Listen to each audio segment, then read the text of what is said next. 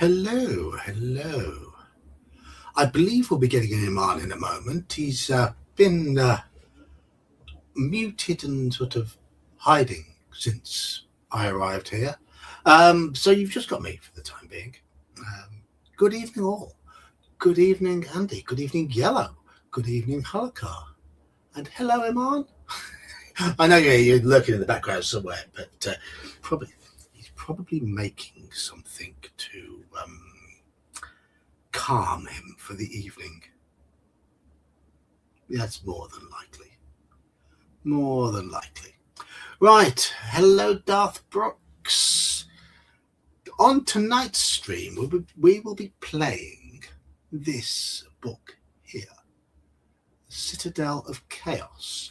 If you've not been to one of our Fighting Fantasy streams before, the way we play them is either me or Aman does the reading. We roll the dice here on this little dice tray I have loaded, and it's chat who decide what we do in the book. So when we get to a choice, I will put votes up, and you vote for your choice. Whichever one wins, that's what we do. One thing I can say is chat tend to be obsessed with the concept of going west. It's not always the best idea, but it might be the right idea at certain points. So use your judgment. I know you like to troll us. I know you love trolling us. There are a couple of books where we've died at the same point and multiple times because chat keeps sending us the wrong way. I think the last Fighting Fantasy stream we completed Warlock of Firetop Mountain. So we've now completed Warlock, we've completed Forest of Doom, we've completed House of Hell, and we have completed City of Thieves. I think those are the only ones we've finished of the Fighting Fantasy books. We did the first 5 Lone Wolf books, finished all of those. I have actually bought some more, so we can play some of those. Hello, Wayne. We can play some of those in the near future. I've now got another 7 up there in a set to go with the first 5. I need to dig out our previous character before we do that, if I still have him. Don't know. Led Zeppelin said, our only goal is the Western Shore. Okay, I know you like to go west. Yeah. Hello, Jeb. How are you? So people are trickling in.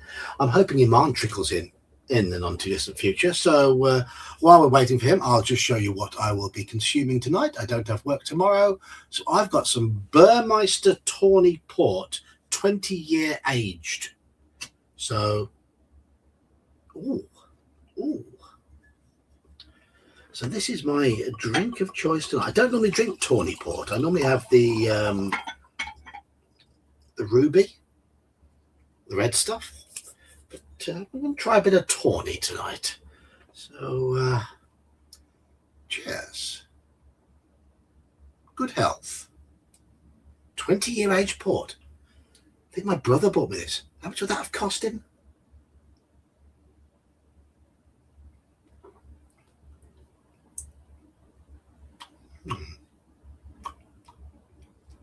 Nowhere near as sweet as the stuff I normally have. So I have the Tawny. I don't have the Tawny very often. I do have the vintage. I do have the Ruby. But this is rather nice. Tawny Catine. I have no idea. I mean, this is port. This is a fortified wine from Porto in Portugal, or Porto as it is. I rather like it. It's one of my guilty pleasures. But that's nowhere near as sweet as the ones I normally have. It's quite pleasant, though.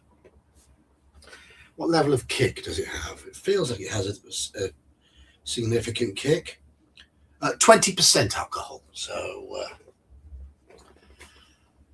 yeah, it's not quite Daniel juice, but if I have enough of it. I will likely be giggly and talkative, which has happened before. Right, we've had some problems, some issues with Discord. So if people might, I don't know if people can see the stream invites section, and I've put the invite in. Iman couldn't see it earlier. Oh, there we go. It is now working. So people do want to join us and you're in the Discord, then just click on the link in the stream invites section of the Discord. As long as I know your name, as long as you're not some random weirdo I've never seen before, then you can pop in and say your bit. Don't have a problem with that. Just because I don't monetize my Friday streams, so people can swear, say things they shouldn't. Hello? Oh, he is here. He is here. Can't hear you. Hello? You can't hear me. I can hear you. I can hear you. I can't hear you. Oh, dear. Oh, dear. We were all random weirdos at one point. Yes, I know. Something wrong with my sound. But let me just get my camera set up a little better. There we are. There we are. I'm resting my camera on my steering wheel base, so it's just resting. So if it falls off. Well, Andy, you can hear both. Yeah, Iman couldn't hear me. That was the problem. So I think Iman's sound isn't working. His headphones. So give him a chance. Give him a chance. He's only young. He's only a child. And yes, I've been a random weirdo for most of my life. So,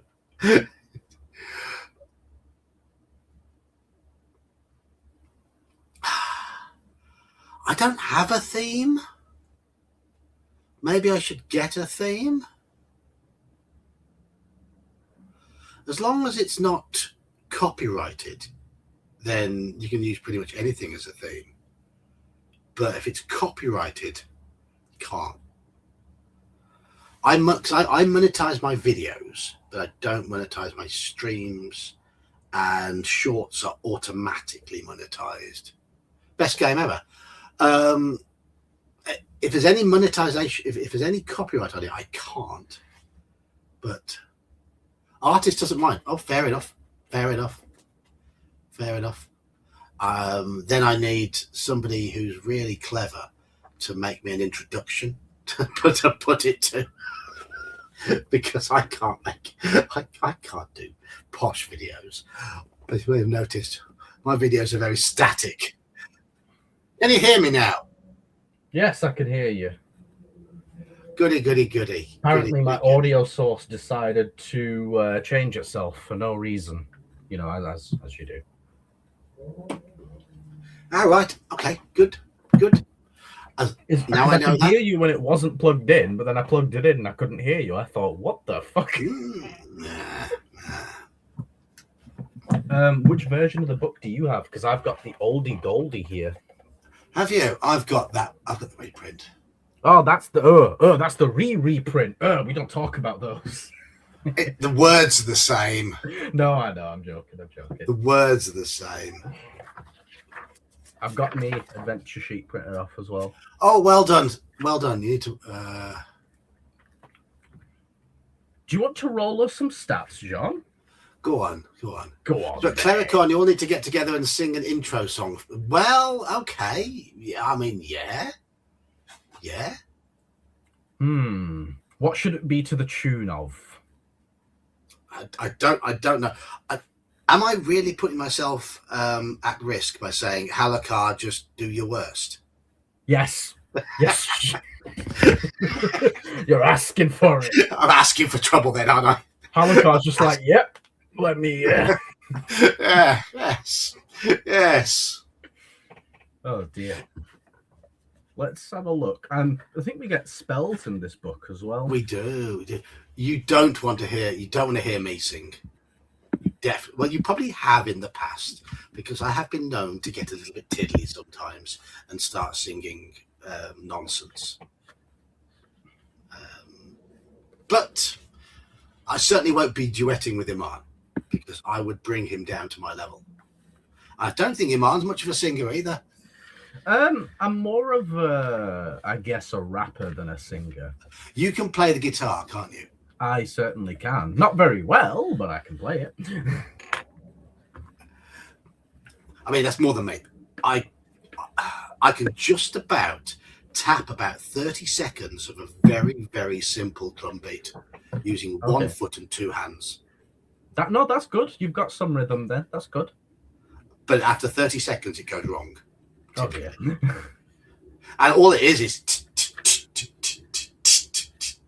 yeah, the typical 4/4 drum beat. Yeah, basically, yeah, yes. Yeah. I can just about keep that going for.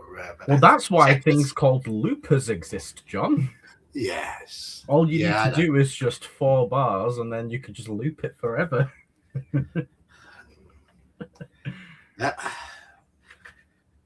Yeah. You are the star pupil of the Grand Wizard of Yore. You have a knowledge of magic, which is not perfect. With a little luck, will be adequate for this adventure.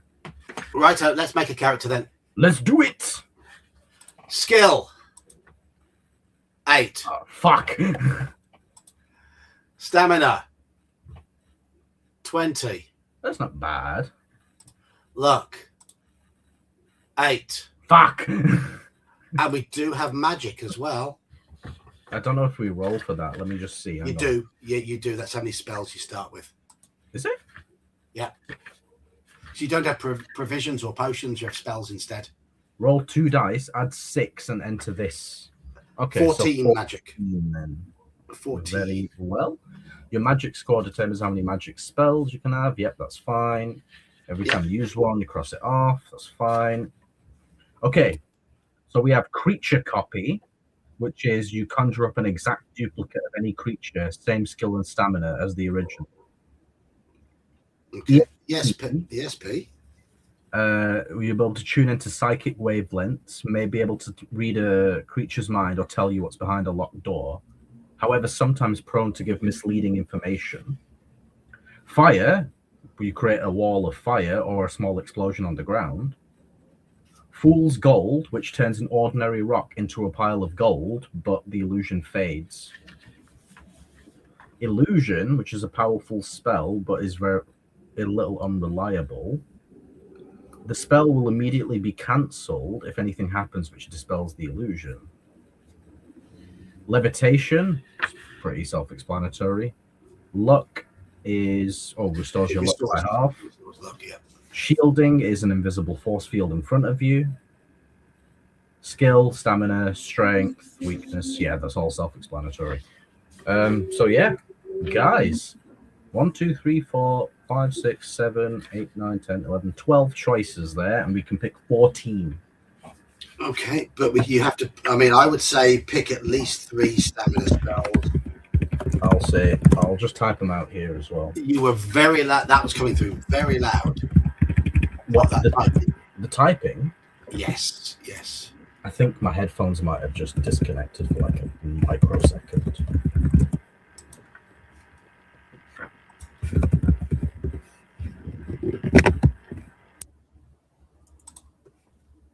Is that better? That is better. Yes. Yeah, fucking StreamYard does that, doesn't it? Shielding, skill, stamina, strength, weakness. Thing is, singing anything to the tune of Scotland the Brave, to me, it might offend any Scots in the room, because I'm very much non-Scottish. Not that Scottish people deserve not to be offended. They very much deserve to be offended, some of them. But did I say that? No, I like the Scots. I think Scotland is a lovely country, but I'm very much not Scottish. Yeah, I think it's rather beautiful. It's a lovely country. Until you hear them speak. No, I'm joking. I think the softer Scottish accents are gorgeous. They're fantastic. I like all the sort of Gaelic style accents, as long as they're the soft versions, like Southern Ireland. Northern Ireland's got a really harsh accent, like North Wales got a harsh accent. Yes. South Wales, Southern Ireland, and just a softer Scottish accent, not the harsh Glaswegian, but the softer Scottish accent is a lovely accent. They say Glasgow's full of specky bombs. Let's find out.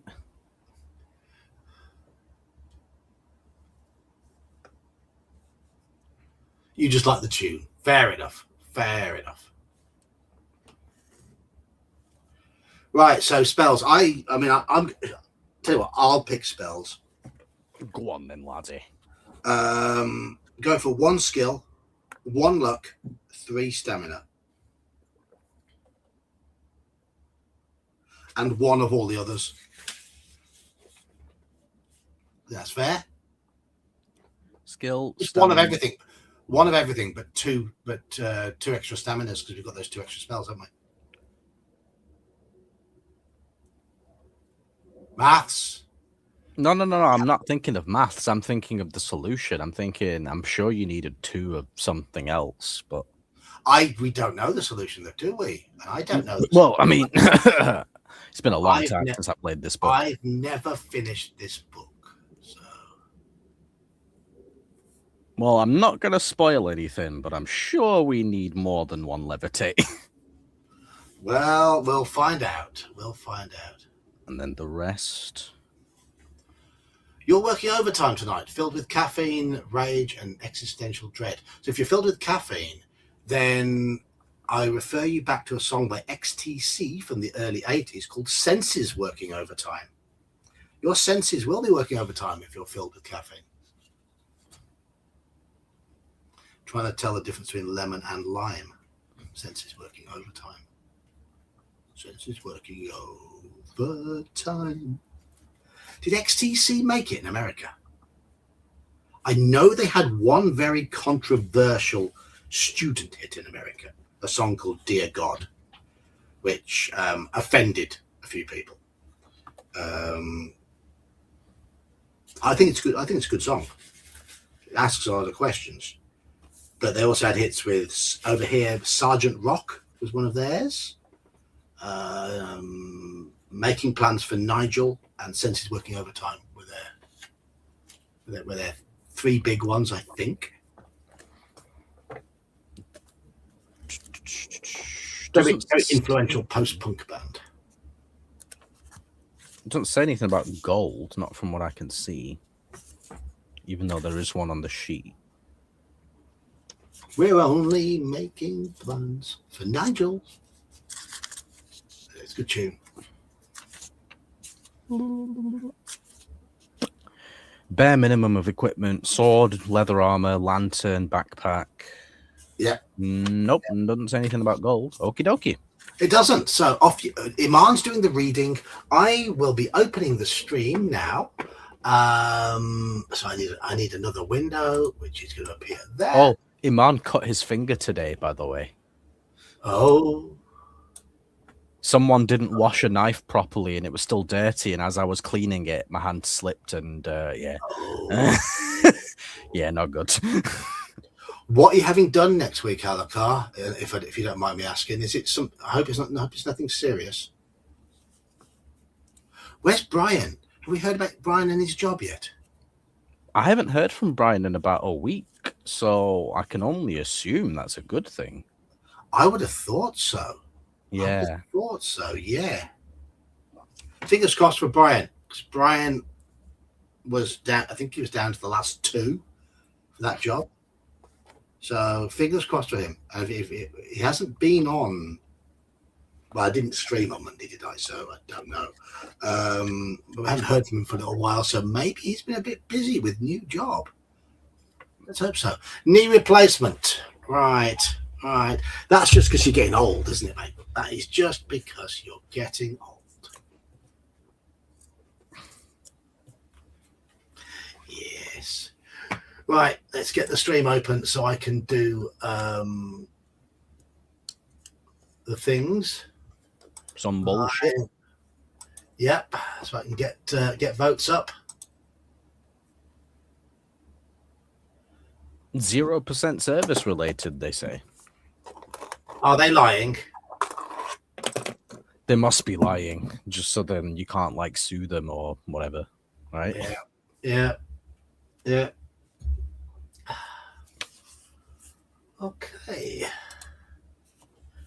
Let's get it underway then. We have our character. Let's see how it goes. Very well. The lawful good folk of the Vale of Willow have lived for some 8 years in awe and fear of the demi-sorcerer Balthus Dyer. In awe, since his power is truly awesome, and in fear ever since word leaked from his domain that his ambitious plans of conquest were to commence with the Vale itself.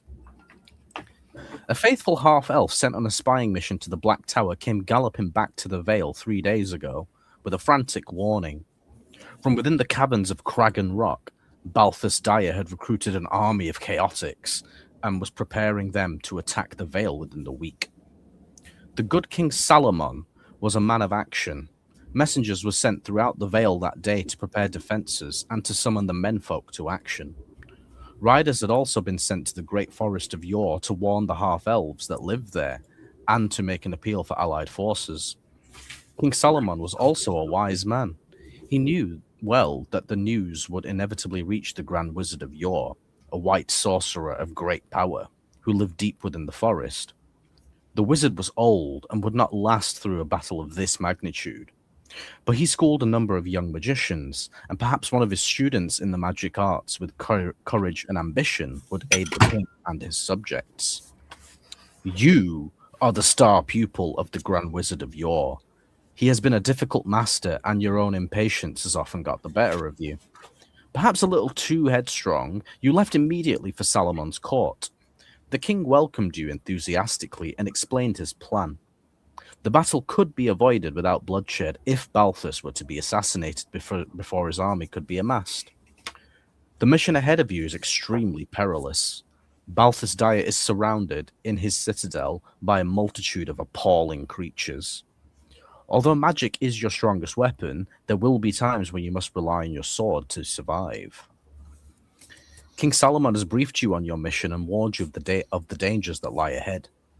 One way through the Citadel is the best for you to take. If you discover it, you'll be successful with a minimum of personal risk. It may take you several trips to find the easiest way through. You leave the Vale of Willow on the long hike to the Black Tower. At the foot of the hill of Crag and Rock, you can see its outline against the dark sky. Yes, the first choice of every lawful good king. Send an assassin. Yes. Yes. We are that assassin. There's some aardvark here, but I'll do the bit of reading first. I'll show you aardvark while you're reading. Oh, good. The sun sets.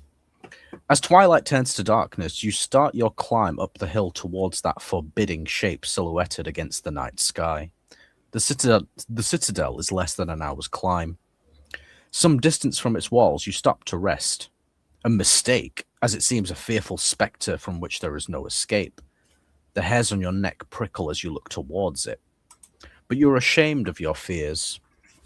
With grim resolve, you march onwards towards the main gate, where you know guards will be waiting. You consider your options. You have already thought about claiming to be a herbalist, come to treat a guard with a fever. You could pose as a trader or an artisan, perhaps a carpenter. You could even be a nomad seeking shelter for the night. As you ponder the possibilities and the yarns you'll have to spin to the guards, you reach the main trail leading up to the gates. 2 lanterns burn on either side of the portcullis. You hear muffled gruntings as you approach, and 2 misshapen creatures step forward. On the left stands an ugly creature with the head of a dog and the body of a great ape, flexing its powerful arms. Its opposite number is indeed its opposite, with the head of an ape on the body of a large dog. This latter guard approaches you on all fours. It stops some meters in front of you, raises itself on its hind legs, and addresses you. Which story will you opt for? Herbalist, tradesman, or will you ask for shelter for the night? Okay, so we have our first vote coming in now. So we have options of. I've written it as herbalist because in America they don't pronounce the H in herb. Well, depending on where you are from the north of England, you might also say herbalist. All right. Add an option and Herbalist? Shelter. Herb? What's an herb? You live in an house?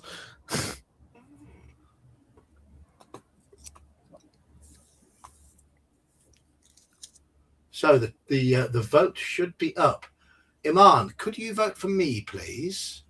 No, fuck off, do it yourself. Now go on, yeah. I'm going to say shelter for the night. You're going to say shelter for the night? Yeah. Very well. I can't remember anything about this book. I remember vague bits. So, Halakar, when you saying show me a vet without bad deeds, that reminded me of an Ali G sketch. I don't know if you remember Ali G. I do, but I'm thinking which sketch are you on about? The one where he goes to a farm and the guy who is a vet there, and Ali G starts asking him why there were so many animals needing help in Vietnam. Oh, right, yeah. Because of they all came back as Vietnam vets. Yeah. And the guy says, "Well, I'm a vet, and I'm a vet." And Ali G was playing as opposed to getting really confused. It was very, very funny. I think my favorite Ali G sketch has to be the drugs one. Oh, yeah, that is funny as well. That is very funny as well. But he asks the farmer if he's got any tigers there, or any hippos. When he says no, this is a farm. So Ali G goes, "What are you telling me? A farm is just a crap zoo." It's just, oh, the poor guy just got. Yeah. That drugs one is so funny though, because he It's has so like funny. this actual like guy who like thinks he's being serious. Yeah. And he's talking about weed. It's like, but what if you just have like a small amount for like personal use in your home? You know, like a kilo. Say like half a kilo. It's just like, what the fuck? Yeah. That would last me a long ass time. So if you have a bit of this, a bit of this, a bit of this, a bit of this, and a bit of this, what you're telling me is you'd be really mashed.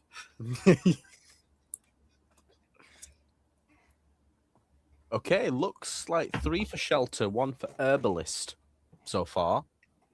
Okay. I see 6 people in chat. So that's 2 people who haven't voted. Lurkers, Andy, wake up. I'm joking. Is Andy awake? Oh, someone voted for tradesman. Right, if you haven't voted, then I am about to close the poll. Ding. Shelter wins. Shelter wins. Okay, we are turning to what page is that? That is 20. Very well. 20. Oh, Andy is here. Andy has voted. I know. I just like poking fun at him. That's just because he's old. He's not that old. Yes, he is. No, he's not. The ape dog tells you that no one is allowed into the Black Tower after dark. You will have to look elsewhere for shelter. You may either resign yourself to a fight, or you may pick up a stone and cast a fool's gold spell on it, offering them a nugget of gold as a bribe to let you in.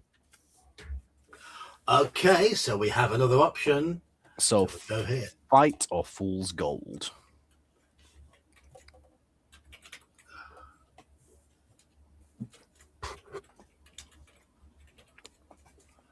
Start the poll. I'm going to say fool's gold. How did I know you'd say that? Yeah.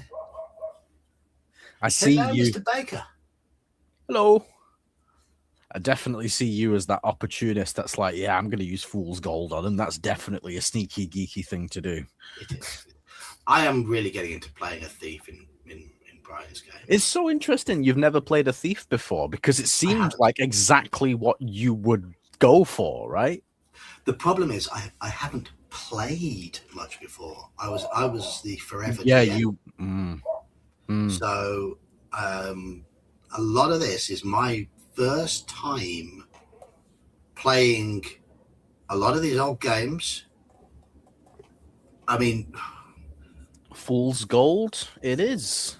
With proper sized parties, instead of just playing one character and a load of henchmen, because we didn't have many people in our group when we were younger. Yeah, and I was the eternal DM. If we had a big group, I'd run for them. So that makes sense. Fool's Gold, it is. They accept your offering and summon the gatekeeper, who opens a small doorway in the portcullis to let you in. You leave them squabbling over the gold nugget. Turn to 251. Cross off us, Fool's Gold. That's our first spell used. I did. Oh, that was a good turn, that was. Right to 251. You walk forward into a spacious open courtyard surrounded by large walls.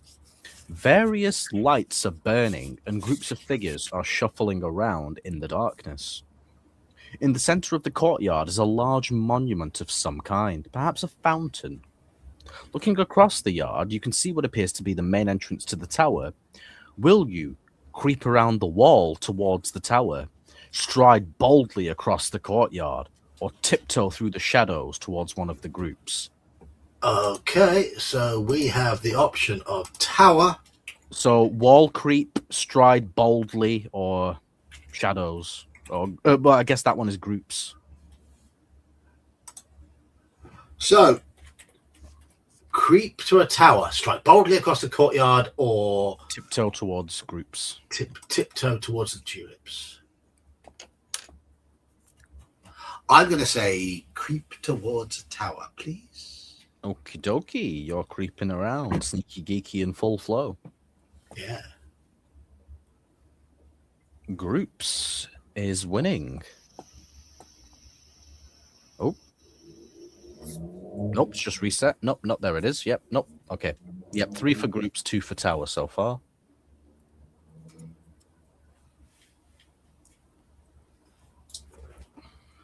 I was going to stop off on the way home from work for some Guinness, because I fancied some Guinness tonight.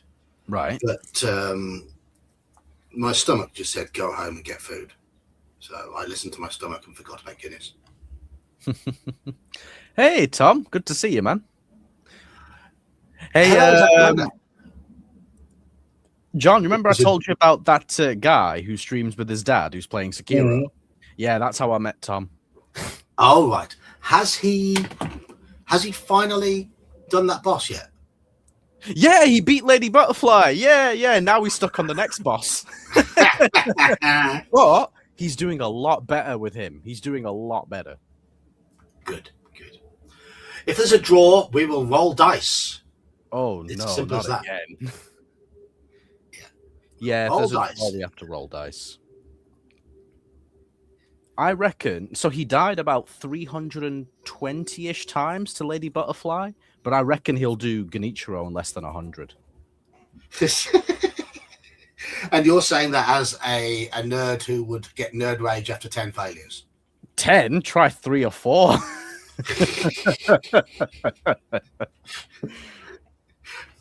Okay, I guess we're rolling. Odds. What's the first one? Tower, evens, groups. All right, groups it is. Okay.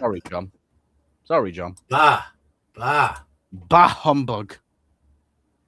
3, 2, 1. Looks like we're tiptoeing. Too late, Jeb. Too late. Sorry. Oh, no. I just clicked close poll. Okay. Type faster, Jeb. Type faster. Another choice. 2 choices.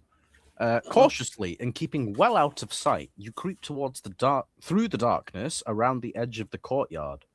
There are two groups of creatures in front of you. To the right, you can see two human-like figures talking under a torch fastened to the wall. To the left, a group of four creatures of varying shapes and sizes are sitting around a fire eating. Will you approach the two by the torch or the four around the fire? So 2 torch, 4 fire. Right, I'm going to say the two human-like figures.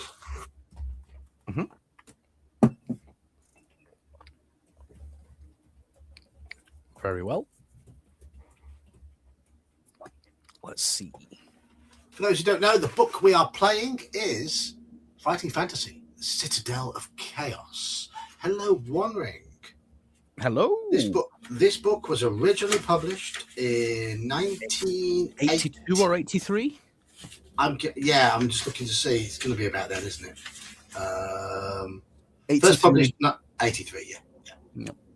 Reprinted 83 9 times and 84 6 times. Crazy. That's how they became really popular, didn't they? Very quickly. Well, so those of you who know the series or have heard of the series, this is the first one where they started writing them individually, because the first one did so well, but that was a joint effort. So then they split their resources and started doing their own books effectively. Yeah. And you'll notice it. Steve's books feel like Steve's books and Ian's books feel like Ian's books. Yeah. Okay. This was done by the British Steve Jackson, one of the founders of Games Workshop. Indeed. 2 human-like seems to have won. 269. Some of them are sort of interconnected.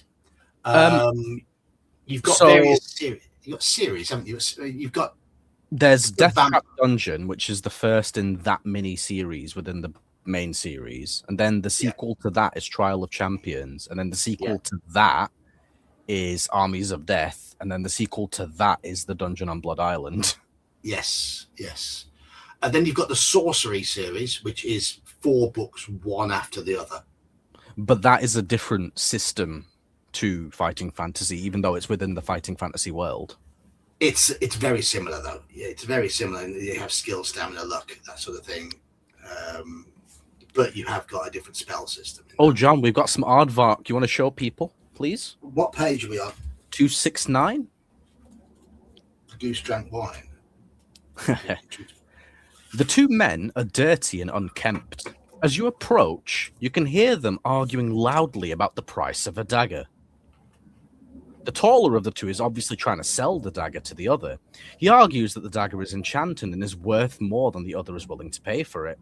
As you come closer, he grabs you by the arm and asks you for your opinion on the price of the weapon. What will you say? 5 gold pieces, 8, or 10? Okay, price of the dagger, 5, 8, or 10. Yes, the artwork is Russ Nicholson. So Russ Nicholson, famously of Fiend Folio fame. Russ Nicholson's artwork is probably what got me into the series. Yeah. We did play through a series of the Lone Wolf books, which is a different system, and we played through 5 in that series, and got another 7 from that series. So I don't know how you say his name, but it's Joe Deva or Joe Diva. Joe Diva, yeah.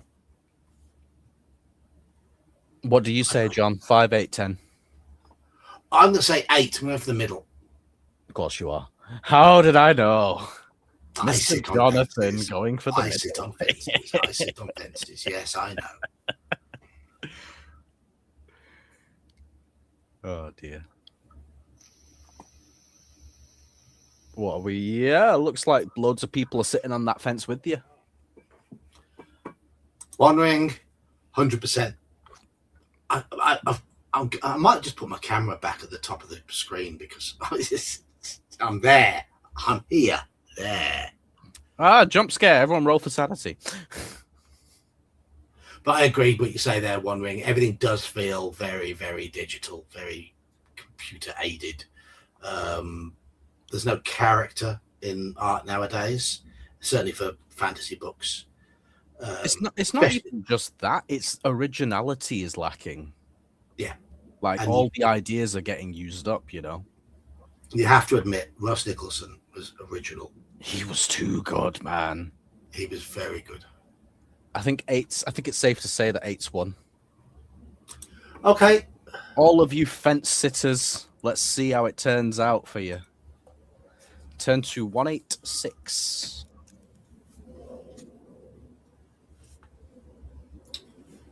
Okay. I finished my first glass of port. Is that a good sign or a bad sign? Oh, it means you're not doing enough work. No, I'm joking. I've been at work for 9.5 hours today. Oh, you've earned it. I have earned it, yes. Could you put me back on screen? Oh, sorry. Sorry. Okay. Normally, I wouldn't be asking you to put my ugly mug back on screen, but You're the reader. Actually, I've got to sort this out. Here we go. There we are. oh, what happened? Right. The tall man agrees and persuades the shorter man that this is a fair price. The short man mumbles and curses, offering 6, then 7 gold pieces, but the price has been fixed at 8. You may, if you wish, offer the tall man 8 gold pieces yourself, although you'll have to conjure up some fool's gold to give him. We don't have one. No, we don't have it anymore. If not, the short man eventually agrees to the price, buys the dagger, and leaves. You may remain to talk to the tall man or continue on your way. So talk to tall man or continue. It's like early versions of D&D. You could almost always, at a glance, work out who the artist was. Yes. You could spot an Errol Otis. You could spot a Trampier. You could spot an Eastleigh. You could spot an Elmore. They had their own styles. So, talk or leave, yeah?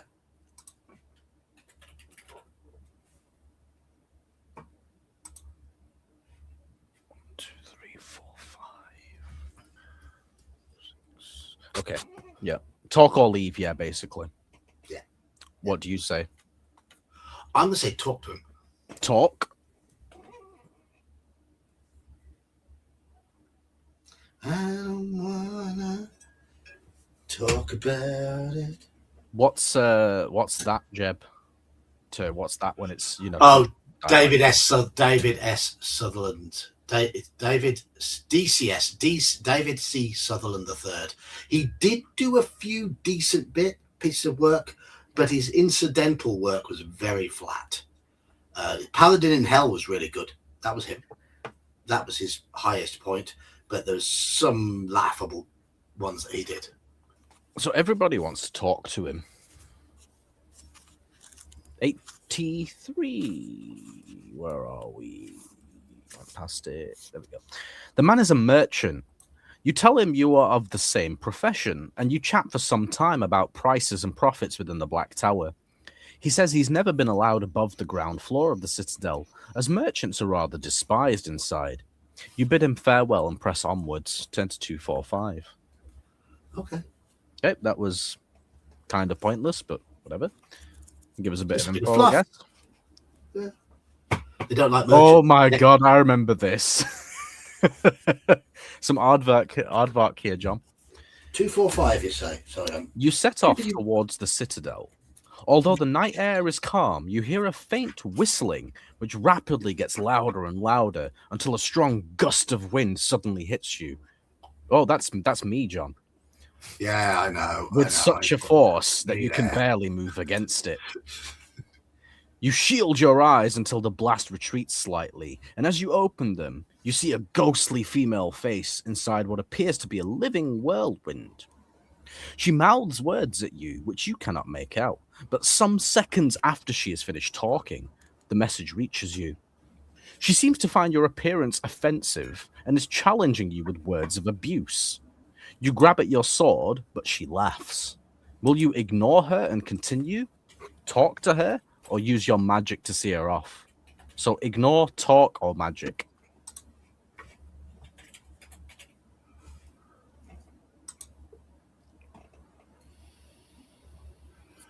I'm going to try and chat her up. She's just fucking hurling abuse at you, and you're like, hey, baby, how's it going?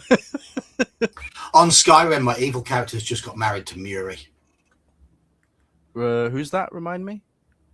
The one of the early Scarlet Brotherhood quests, you go and commit 2 murders in Markath for her. Yes. Okay. Yep.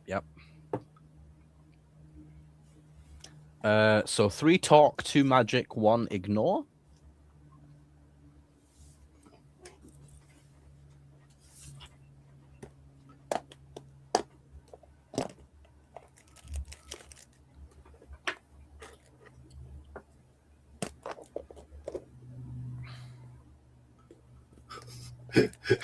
Oh dear, what direction are chat heading in? 1 ring. Get your mind out of the gutter. 1 ring. Have you secretly become Halakar today or something? Yes, he's doing a Halakar. I mean, Halakar is one of the OGs of the channel, so doing a Halakar is part of the vernacular. It means to misbehave, because you're not on stream, you're just behind your keyboard, and you're just going, ha ha ha, I'm going to troll. I'm going to push the boundary as close as I can get to embarrass John as much as possible. Halakar's like, there can only be one. There can be only one. Yes. 1 to rule them all. 1 ring to rule them all. 1 ring to bind them. 1 file to bind them. Indeed. That's still such a good book. Very, very silly. I might just read it again for a laugh one day. When did the channel start? 2021, I'm going to say. I feel like that's right, because it was definitely 2 years before I met you. Mm. And I've known you for about 3 years. Yeah. So looks like we're talking to her. I've never read Board of the Rings. No, I've heard of it. I've never read it. That sounds be interesting. I'm not the most prolific of readers, mainly because I have concentration issues. And in recent years, I've listened to a lot of audiobooks when I've been driving. That's my best way of digesting fiction, because the modern world is so full of noises and bleeps and bloops and all that sort of stuff. I find it difficult to settle down with a book nowadays. When I finished university, I was stuck in a bedsit by myself. My housemates would work nights and sleep all day, and I was by myself in my room for many hours a day with no money. So I read a hell of a lot then. Hell of a lot. That makes sense, yeah. I did nothing but read for a couple of years. I had a local friend, and she got quite a lot of fiction books, mostly horror sort of stuff. And I read a load of Stephen King. I read a load of Ian Banks, stuff like that. And I enjoyed it. But once I got a job, settled down, had a bit of money to go out with, that sort of stuff, I just stopped reading, and I've struggled ever since to focus on a book. That's just the way my mind is. Well, I mean, when you say struggle to focus on a book, what you mean is struggle to focus on a reading book. Yeah. Because when you do, obviously, your scenario prep and stuff, like, you have to do a lot of reading. Yeah, I do. Yeah. And I shut myself away with my headphones on and some music in my ears, but I can't read a novel with music in my ears. Yeah, it's different. Yeah. But I can prepare an adventure with music in my ears. So I still shut the world out. It is different. So, John, get ready to roll some dice. Oh, are we fighting? No. She begins to torment you, blowing you off your feet each time you rise. Test your luck. Oh, okay. Oh, shit. We failed. If you fail, if you're unlucky, turn to 1, 2, 2. Yep, 1, 2, 2. Okay. Let's see what happens. Beep. You try a simple ruse to fool her, but she does not fall for it. She'll stop you getting any further unless you use your magic. 10 to 47. Okay, we've got to do some magic. All right. Ha! Ha! Ha! Ha! Absolutely, One Ring. Yes, if one part of the module is boring to read, you can cut it out. You can adjust it, all that sort of stuff. What Iman is talking about, though, is that I'm currently running them on a Tuesday night. Imagine learning all of that. It's 400 pages. Is a lot of info. It's a lot of info. Yeah.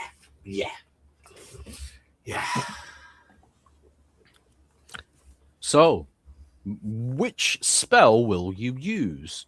Creature copy, illusion, or levitation? Okay, so it's a vote. So we've got a vote for creature copy. Creature copy. Copy. Oh, Great creature copy, illusion, levitation, or levitation. Start the poll. I'm going to say creature copy. Okay. Just bear with me.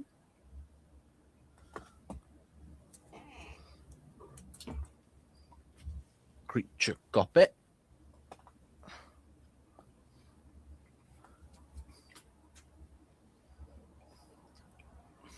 Let's have a look. Yep, 5 creature copy, 1 illusion. 6 creature copy, 1 illusion. Right, creature copy it is then, I guess. Let's do it. One of the things I like about recording books myself, because I don't know if you've noticed, I've done quite a few short stories, quite a few Lovecraft and Poe stories, it gets me reading. Yeah. It gets me reading. It gives me a purpose to read and lets me focus on them. And I sit and I read them with my headphones on, noise cancelling on, and all that sort of stuff. And I read them just into my microphone. And I enjoy that. I need to do some more. Really, well, that's good because you're killing 2 birds with 1 stone that way, you know. Yeah. Creature copy it is. Let's turn to 8. Page 8, and we'll cross off creature copy. Okay. Page 8. She watches in astonishment as an exact duplicate of herself appears between the 2 of you. She backs off a little, and you instruct your creation to attack. But as they get close to one another, a strange thing happens. They seem unable to get close to one another, like 2 spinning tops, and keep bouncing apart. But your own copy has at least forced the creature back some distance away from you, allowing you to run to the Citadel's main entrance. Turn to 218. That's funny because I got the mental image of them just like...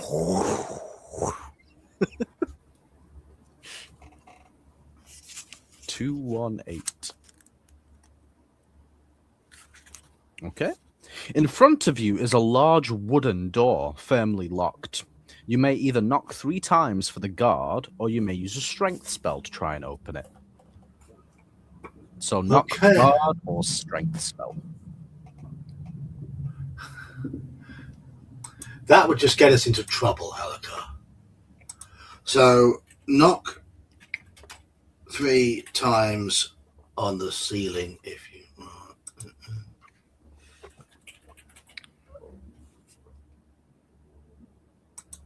Knock 3 times or cast strength. There's your choices.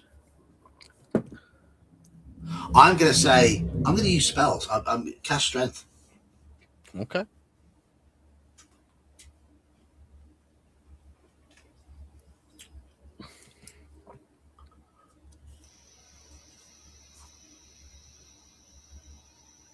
Twice on the pipes.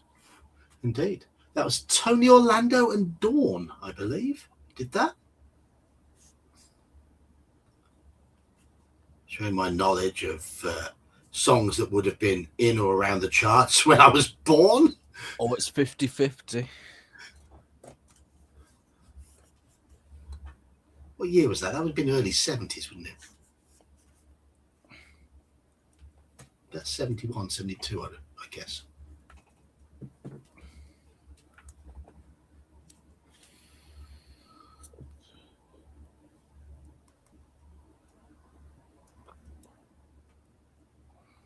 Any more votees? Yes, we have a tie at the moment. So get your votes in, chaps. Tie a yellow ribbon around the old oak tree. Yes. That sounds familiar. Yeah, it's one of those songs that's just been around for years. Oh. Tie a yellow ribbon around the old oak tree. You've seen the movie, the Simon Pegg movie, the third in the trilogy, The World's End? No, I haven't. Oh, it's so basically there's a scene in like at some point in the movie where he comes across his old drug dealer and he's like, "Oh, don't worry, we've got a secret code," and he like knocks on the table like in a very specific manner and then goes, "Have you got any drugs?" I'm like, what kind of code is that? Yeah, we're even again. Seems you're thinking the same thing there, Halakai, I'm wondering.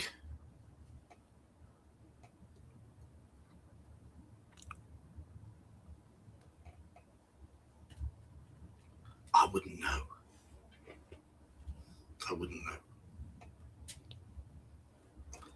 I remember Desert Storm happening.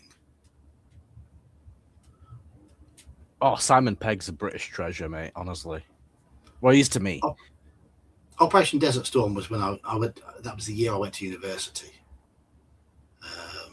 Oh, right, okay. Yeah. Late 90, early 91. Well, yeah, when I still wasn't alive yet. Yeah. All right, odds. What's the first one? Knock, even, strength spell. It's all evens tonight, John. Strength spell. It is. But this one's in your favor. Good. 94, and we're crossing off strength. Okay. Was Space the Simon Pegg movie then? I think it is actually, yeah. I'm about as good at watching films as I am at reading books.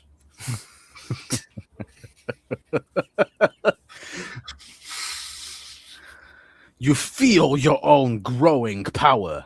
Running at the door, you hit it hard with your shoulder, but it does not budge. Lose 1 stamina point for your bruise, and knock loudly to summon the guard. Turn to what a waste. What a waste of a strength spell. 118. I have recently watched. I watched when I've stayed with Sean for Clericon, which I'm hopefully doing again this October, assuming jet fuel hasn't priced me out to the market. Is what one of the things we do is we do have a film evening when Sean puts films on. John, are you happy to keep people entertained for a few minutes while I go get a coffee? Absolutely. Thank you.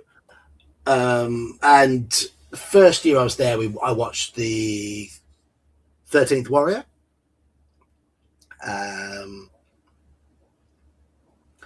Then this year we watched The Princess Bride and Sleepy Hollow. And then I fell asleep during Krull, I think it was. So, yeah. So, yeah, Krull, I was snoring after half an hour, I'm afraid. But 13th Warrior was good fun. And Princess Bride, very, very silly. Yes, we watched Dragon Slayer as well. We did watch Dragon Slayer. That's another one. Yes, saw that one as well. So Sean has introduced me to some of these classic films, but yes, it was Krull that put me to sleep. I was there with my drink, sprawled on Sean's sofa, and I think about half an hour into the film I must have had a long day. But Dragon Slayer was all right. Princess Bride was great fun. 13th Warrior, a bit. There's one scene in it that's a bit gory for me. I don't like gory films, but the actual film itself was decent. Sleepy Hollow was fantastic. Love Sleepy Hollow. But we'll watch whatever Sean wants to put on this year. In fact, you lot might end up voting again because you voted last time, and we went with your votes. So we'll do the same again, assuming I do go to Canada. Assuming I can afford to go, because we don't know what's happening with fuel prices. No, Princess Bride didn't have a gory scene. It was 13th Warrior that had a gory scene.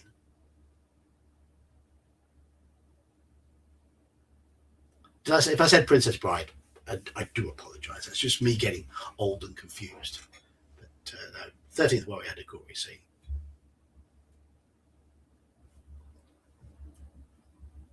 Hello, I was back. All right. The 1960s version of Did the the Raven. Princess Bride have a gory scene? No, it didn't. No, it No, didn't. I don't remember having one. I've actually seen it now, by the way, those of you who didn't know. I've just had a Steam notification that Omanal is currently playing Sins of the Empire. Okay, what is that? I don't know. Omanal's playing games. I haven't spoken to him for a while. Right, we were on page 118. Okay. The door opens and a large brutish creature steps out. It has a sharp horn in the middle of its forehead. Some aardvark there, John. Aardvark, what number? 118. Okay. It has a sharp horn in the middle of its forehead, and its skin appears to be armor-plated. It grunts to ask you what you want and demands the password before letting you in. Oh, balls. There we are. What's the password? Do you know the password? No, if we not, don't. You'll have to bluff your way in. There we go. It's a Rhino Man.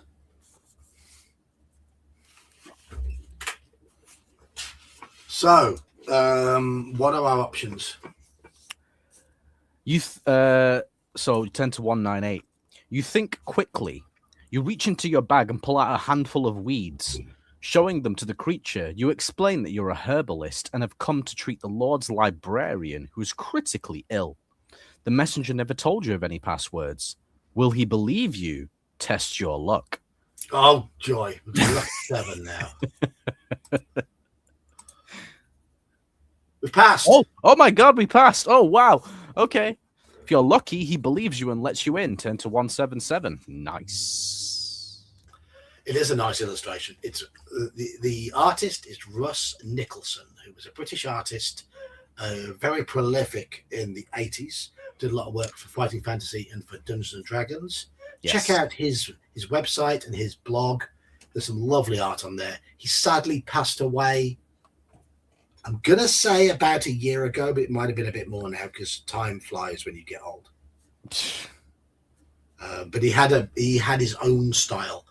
Very quite a grotesque, detailed his style. Orcs were very warty-faced orcs, you know.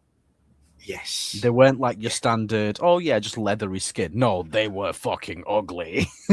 But there was tons of detail packed into his work. Tons of detail. He didn't go for realism, anything like that. He went for his own style, and he did some really good grotesque work.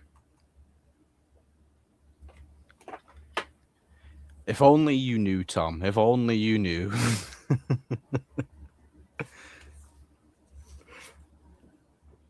You are in a narrow hallway. This continues for several meters and ends in a doorway. Halfway along the passage, you can see an archway where some steps lead downwards. Will you go forwards to the door or creep down the steps? Door or steps? He was going to guard the door, but then he got high. So archway or steps? Yeah. Door. Oh. Door. Oh. So archway is steps, isn't it? Yes. I'll quickly edit that. Start the poll. Did you see that thing recently about Afro Man's court case? I did. Yeah. He did a whole album about this guy being an idiot, didn't he? Yeah. I'm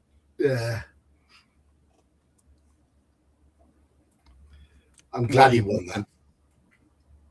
I'm gonna say steps, archway.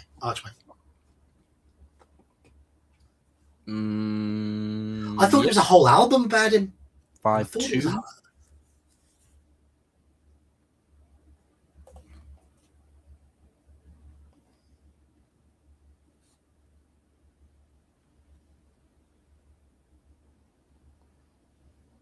Yeah, archway and steps. Yep, okay, archway's 1-6-2. 6-2. Okay. Very well. Beep, beep. 3-4-4. 3-4-4. Go. You follow the stairs downward. The air is cool and stagnant. At the foot of the stairs is a door. Will you try this door or climb the stairs again and go up to the door on the ground floor? So this door or door above? I'm going to put in lower door or upper door. Higher door. Oh, yes. I'm going to say lower door. Yeah, I applaud the judge as well. Because if you act like a knob, you deserve to have a song written about you. Agreed. By a guy, by an intelligent guy with a sharp wit. Because Afro Man is a man who possesses wit. I also remember when it was just John reading Fighting Fantasy without the polls. I also remember he never used to have guests on the stream. It was just me. And then I came along and fucked everything up.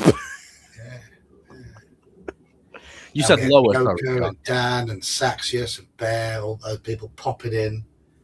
Halakar popped in. I said lower. Halakar's popped in. All these people who pop in to harass me. Well, I mean, we've met a lot of them in person now. We have now, yes. Yes, we have. Yeah. And we're meeting up again in 2 weeks' time, are we not? Yes. Yeah, 2 weeks. Just forewarn you all, there won't be a Friday stream in 2 weeks' time because we're going to Chaosium Con. So we're going to play Cthulhu, drink beer, eat expensive food, and just meet up. There's me, there's Iman, there's Andy, there's Joker, and there's Sausage Mike. Of course, he's the only one who gets two names. He gets two names, yes, the Sausage Mike. I think Sax is doing okay. Yes, Saxius is all right. He basically doesn't really take part in these streams anymore because he was mostly here for the midweek geek stuff. So unless John decides to do one of those again, we might not hear from him. But he's fine. He's doing fine. I still speak to him every now and then. In fact, actually, he's just started running a Call of Cthulhu game for his group. He has. And I reckon it'd be very nasty.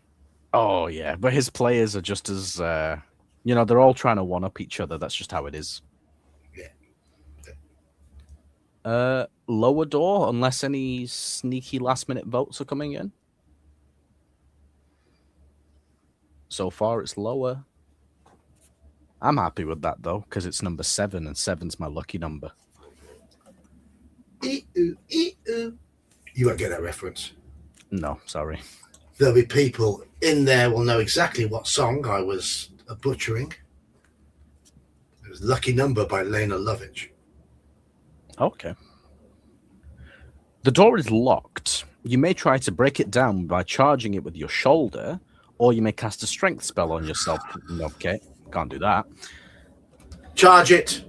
2, 6, 8. Let's see what happens. Probably a skill check. No. As you hit the door, the wood cracks a little but does not give. You try it again, and this time the wood splits down the middle. You break your way through into the room behind it. Turn to 210. 210. There's a little bit of burn from this port. You can definitely tastes stronger than the ruby port I normally have. Okay. That's two glasses done. Only having that much of them, but it's decently sized measures. Some aardvark here, sir. 210. 210. You now stand in a large round room. It is lit by a single torch fixed into one wall. There is no furniture in the room, save for a rough wooden table and chair in the center. Hovering above the table, fast asleep, is a very small man dressed in a green shirt and pantaloons. It's me. He cannot be more than a meter tall. And you cannot believe that he's still asleep after your noisy entrance. You hear a creak and turn to your right in time to see a small catapult fire a missile of some sort at you.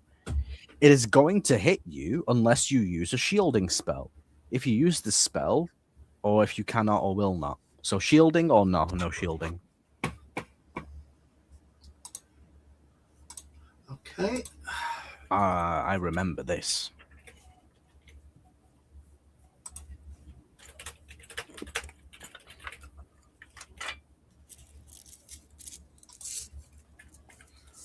Here we go.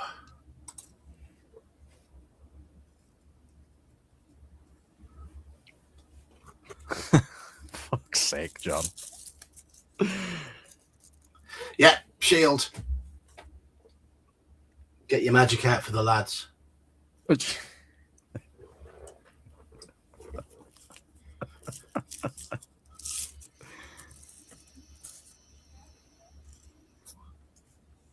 I'm giving her all she's got, Captain.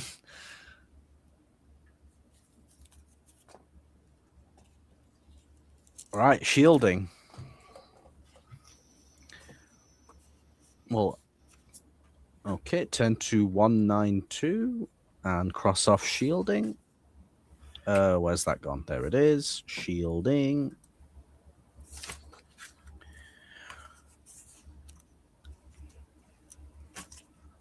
You cast the spell just in time. The missile hits your magical shield and splatters against it, dribbling onto the floor. You test the resulting mush to see what it was. You were nearly hit by a tomato. In the center of the room, the sleeping figure is stirring. Turn to 29. He's not shaken though, is he? He's just stirred.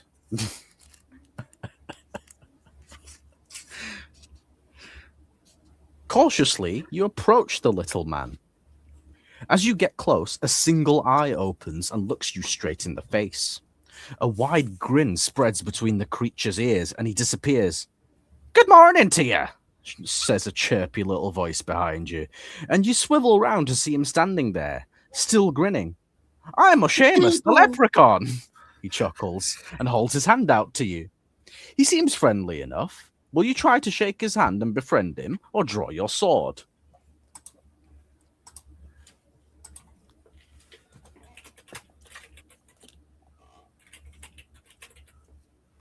Oh, the stereotypes. Yes. Yes. Things that you may or may not be able to get away with today. For those of you who've not been to one of my Fighting Fantasy streams when I'm having a few drinkies, this is me after a beverage or two. I get very talkative.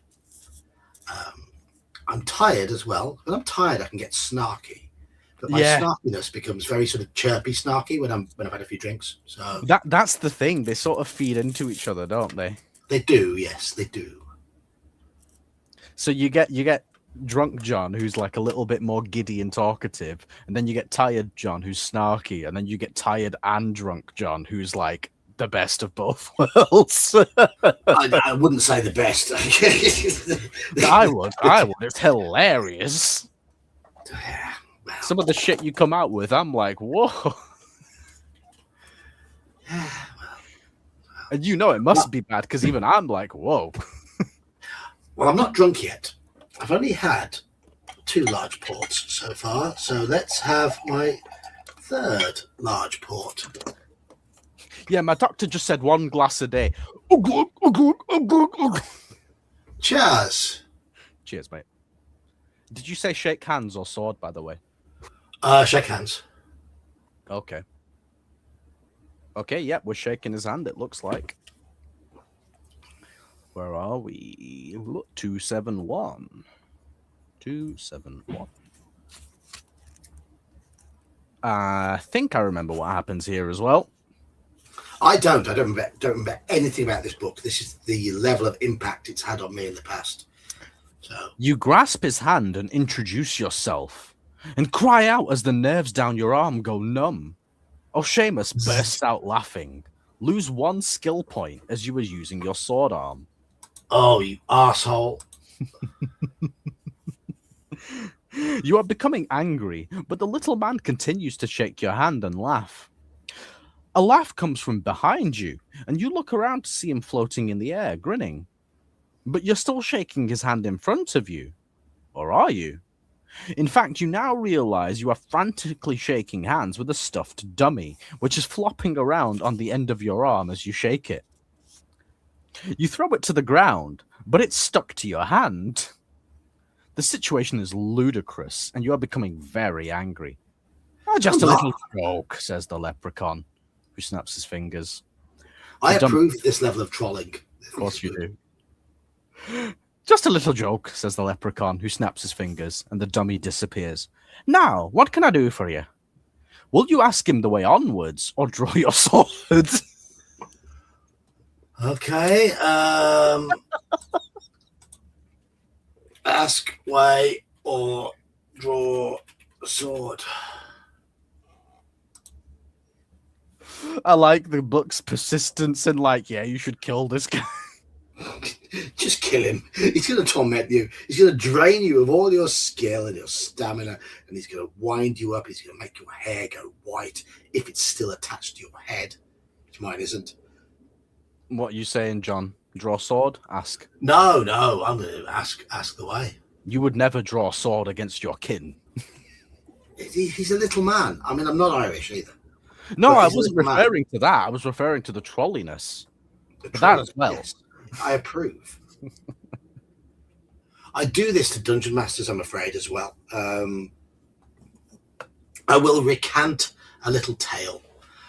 Some of you may have heard of this before, but I play in a game. Hey Tom, you'll want to hear this actually. No, it's not going to be the cabbages one. No. I know which one it is. I played a game on a Saturday afternoon run by Brian, and Brian's created this very, very rich world that we play in, full of descriptions of the town and the people. And he described the courtyard of a place we broke into as the guards don't clear up after the guard dog very well. I'm playing a sneaky thief type. So I snuck in. I assumed from his description that there will be fresh dog turds. I filled my belt pouch with fresh dog turd. And then I hid behind the room we were going into. Somebody heard us approaching. So I hid behind the doorway with this pouch of fresh dog turd. And this person opened the door, and I sprung out and ambushed the person with a pouch of dog turd, slamming it in the face of an octogenarian woman. I didn't know she was answering the door. I just first person who appeared. Yeah, you had no idea who it was. And all because Brian added a little bit of description in there saying they don't clear up after the guard dog very well. That's the sort of thing I as a player, I pick up on these little things and run with them, much to the annoyance of the dungeon master a lot of the time. Well, the thing is, you know how it feels on the other side as well. Yeah. What happened on Tuesday, John? What was it? The 5% chance. Yeah. But I like players to pick up on little bits of description and run with it. But on Tuesday, we basically had our first character death in Beyond the Mountains of Madness. The campaign's been going since Christmas, and it's really hit the juicy part of the campaign. And having read the dire text, if you've read At the Mountains of Madness, that is the dire text. What Dire and Lake and their expedition and how they get mashed to bits by elder things and all of that. Hello, Mercurius. How are you, fella? There, I was waiting for you to notice him. Hello. Good to see you again, mate. Thank you, sir. Thank you. And I thought, okay, they went in this one location. Once they get to the city, it's quite sandboxy. They can head off in all manner of directions, explore all sorts of things. And I decided... I refer to it as a snowbox. Yeah. That a certain route down to the infamous underground lake was in a particular place. And I thought, well, hang on. If there was an entrance to the underground nearby, then that entrance to the underground will lead to this potential place where they could head right towards one way or down towards the lake. Now, here was me thinking, they've read the dire text. They know about Mountains of Madness. Down towards the lake is where Shoggoths live. They won't go that way. What did they do? That's the way they went, because of course they did. They went down there, and and it does say every hour or two, roll dice, 5% chance of encountering a Shoggoth. First hour, I roll a d20, I get a 1, which is, of course, that 5% chance. Okay. So I describe this babbling, slopping noise slowly approaching up the ramp. They won't press on. No, they'll realize it's really bad and they'll back off because they've read the text. They know what's down here. No, they kept on. They kept on and they pressed on and they pressed on and they pressed on. And then they all decide to, they saw it, they decide to run. Andy's character failed his first stamina check and critically failed his second. Pardon me. And then every dice roll that could have saved him didn't work, did they? Luck rolls failed, everything failed. So Andy's character got eaten. Yeah, blame Cabbage Boy. Yes, blame Cabbage Boy. That's what happened. So we lost Reggie Beaufort, the World War I veteran pilot. Yeah, the only other fellow northerner. Now I'm stuck with all the rest of these gobshites. Yeah, he was a northerner. Down to earth northerner, proper pilot. Proper British lads. Good folk. Chomped by a Shoggoth. Because the dice hated his guts. It was as simple as that. The dice were just like at him. Anyway. And then my character only stumbled across the scene after Andy's character had already started being eaten. Yeah. So I did what I could to save the rest. And of course, seeing a Shoggoth is a D6 sanity loss if you pass your sanity check, a D20 if you fail. Almost everyone failed, and I rolled lots of sanity damage in the teens. So I'm pretty sure that that's the second highest sanity gain you can have. Because I'm sure the only one higher than that is a D100. I think so. Sanity loss, you mean? Yeah, I think so. Yeah. And a lot of the characters lost about a third of their max sanity in one lump. Yeah, I was on 64 and lost 16, so I lost 25% and got to 48. Yeah. Just like that. Bang. Bang. Yeah.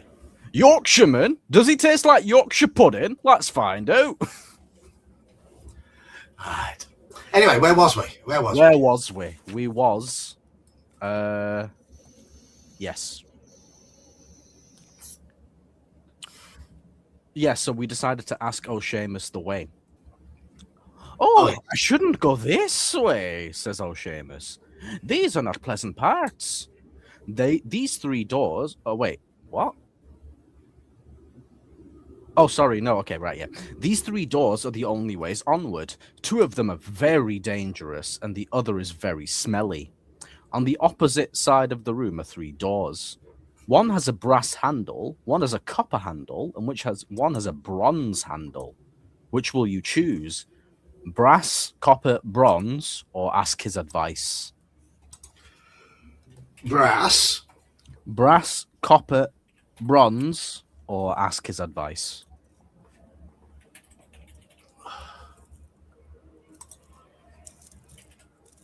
I don't remember, actually, to be honest, so... Okay, I'm going to say... Bronze. Bronze?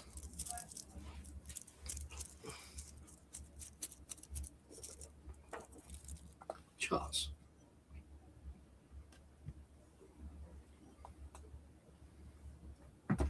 Where's Dan when you need a drinking partner? Oh, that was fast. 9 votes, 4 ask, 3 brass, 2 bronze, none copper. I see 12 people. Hello. Is that right? Yeah. It is right. Hello. Yeah, we got a goodly sum of people putting up with our nonsense. Well, I mean, I think everyone sort of enjoys it when you've had a drink or 2 as well. I mean, remember how well that Drinking Quest stream went? Hello, Sven Filker. Yeah, the Drinking Quest went really well. And the only reason why we haven't had one for a little while is because Sean hasn't pulled his finger out and got the PDFs of the cards sorted. I understand it takes a while. But Sean, well, wait. You're not here, but he's calling you out. Yeah. And of course, I am the guest on Mage's Musings game and so's Bear. I believe it's the one that Bear's in as well. The recap that he's doing of the game tomorrow. Is Nightbot awake? Yes, it is. Yes, Nightbot is awake. There we go. I still haven't updated it. It's all good. I really need to update that. All right, some new things in there. Y'all want to ask his advice, do you? All right. 10 to 68. Let's see. Wait, what the fuck? Which would I take, eh? He muses. Let's see. I would not take the one 2 doors to the left of the copper one, nor the door to the right of the bronze one. Which one will you choose? The brass, the copper, or the bronze? So he says he wouldn't take the one 2 doors to the left of the copper one, and he wouldn't take the door to the right of the bronze one. So which door is 2 to the left of the copper? There's no layout. There's no map or anything. I think it's just... it's brass, copper, and bronze. 3, 4, 8. Let me just check this, because he doesn't really explain it. It just says on the opposite side of the room are 3 doors, so I assume they're all in one wall from the sound. So 2 to the left of the copper means... So that means the copper has to be the rightmost one. Yeah. Yes, yes. And the door to the right of the bronze one, meaning the bronze is the left one. So that means the brass one is in the middle, but I still don't know which one to choose. Copper.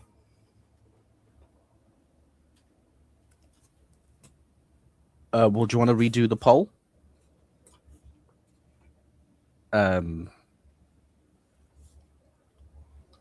Because brass and bronze have tied, so even if I was to pick one, I couldn't. Yeah, well, the answer to this is copper. So I'm hoping chat vote correctly here. I mean, based on what I'm logicking, I would agree with you.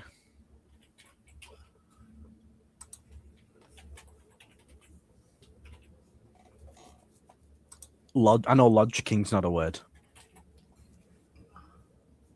The original written order doesn't matter. The 1, 2 to the left of the... Let's say there's 1 to the right of the brass. The door to the right of the bronze, and the 2 doors to the left of the copper. Okay, so the copper has to be the one on the right-hand side. That means the other 2 have to be the left and the right, and they're both ruled out by this. I wouldn't do that. So the answer has to be copper. Yeah, sounds like it. Oh, look what I've got here, John. Cheers, Tom. Oh, thank you, Iman. Thank you, sir. Speak to you soon, bud. 29 months. What is that? 2 years, 5 months? You're nearly 2.5. Well, actually, it's only 20 months, really, isn't it? Oh, you were born after 9 months. Yeah, that's so you're right, not quite 2 yet. Not quite 2 yet. You're still a toddler. Gaga. Yeah. Copper it is. Right, let's see. Turn to 22. 22. Desmond 2-2. And there's for Curious as well. Nice. Of course, he one up to me. He did. 34 months. He 5 up to me, really. Yeah. Thank you, Mercurius. So Halakar mugs all of us. He does. Oh, there we go. Svinfilka as well. Oh, you. Oh, it's all coming in. Oh, yes. You beautiful people. Beautiful people. The beautiful people. Sorry. The beautiful people. Relative to the size of your steeple. I think it's correct because we're not dead and we're not hurt. You open the door and step out into a long, dark corridor. Turn to 188. Halakar. What number was it last week? It was 40 something, wasn't it? It was 40 something, I think. Yeah. Oh, Mr. Baker's one behind me. Yeah, he's joined in as well. Thank you, Mr. Baker. Thank you, sir. Much appreciated. So, how many of you people are thinking of coming to Clericon? Hopefully. Well, you've got to find work, haven't you, if you're going to come along? Well, I have had some very good feedback on my latest CV, so the people helping me to look are going to start sending that out to people. Good stuff. Jerry. Oh, Jerry. John's raking it in. Look at all this. Should I put up the price of my memberships and try and fleece? No, I wouldn't. No. My memberships, because I don't really offer any perks, because quite simply, I have a full-time job. And I can never really put the time in to do extra stuff. Yeah. My memberships are the cheapest that YouTube will allow. Yeah. It's as simple as that. It shows what kind of person you are, though, because you joked about it, but you couldn't even joke about it and finish the sentence. Yeah. Well, yeah, so 29, obviously times by 0.7, because YouTube takes 30%. Yeah. What is that? I don't know. Can't be arsed working it out. Well, it's about 27. It's about 20. 29 times 0.7. 21. About coming up to 21. Yeah. As I said earlier, Halakar, it's my determining. I've told Dungeon Minister provisionally yes, as long as flights don't get stupidly expensive, because I don't book really early because you pay premium. I tend to book about 3 months beforehand, because that's when they really want to get the seats shifted. Yeah, makes sense. So I'm crossing my fingers for fuel prices to be relatively sensible by July, which is when I intend to book. Because I can afford it. It's whether I can justify it. I can justify 600 quid on a flight for 8 days in Canada because I thoroughly enjoy it. I can't justify £1,000. It's that sort of thing. Yeah, it makes sense. Yeah. And I'm kind of the same, you know what I mean? Because Exactly. when I paid obviously the price for the plane ticket, I wasn't just paying for Clericon, and that's the only thing I was going for. There was other reasons that I was going that made it worthwhile as well, you know? Yeah, you were meeting Bear, you were meeting Slan. Slan. See Niagara Falls. That was fucking cool, you know? Yeah. So there's a lot of things that I did on my first visit, you know, that made it worthwhile Absolutely. going. It wasn't just for the convention. It wasn't just for the friends. Obviously, that was all part of it. But then there was like a whole other aspect to it aside from the con, you know? Yes. Just experiencing a different country, different scenery, different culture, you know? Yeah. And it is beautiful. It is such a beautiful place. And everyone is really, really friendly and welcoming. Yeah. Well, at least the ones that we encountered. Dungeon Minister's town is it's gorgeous, isn't it? Honestly, it's just picturesque. It's almost idyllic, you know? Yeah. It's this, I don't know. It has this like storybook quality to it almost. Yes. That's the best way I can describe it. Yeah. It is. Okay, so let's see. We went through the copper door, dark hallway. A sudden intense flash of light bursts out in front of you. You shield your eyes and then rub them, but you cannot see.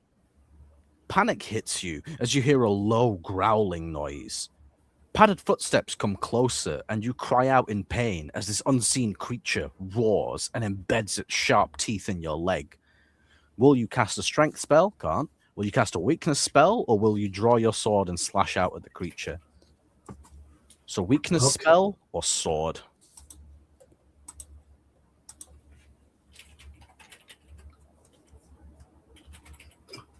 Okay.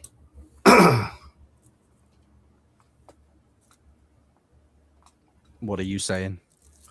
I'm saying weakness. Thought you would. Boop. How far would your journey be, Spinfilter? You did tell me where you lived, and I can't remember. I've slept since then. I'm old. Yeah, and he's currently on drink number 3, so. Mm-hmm.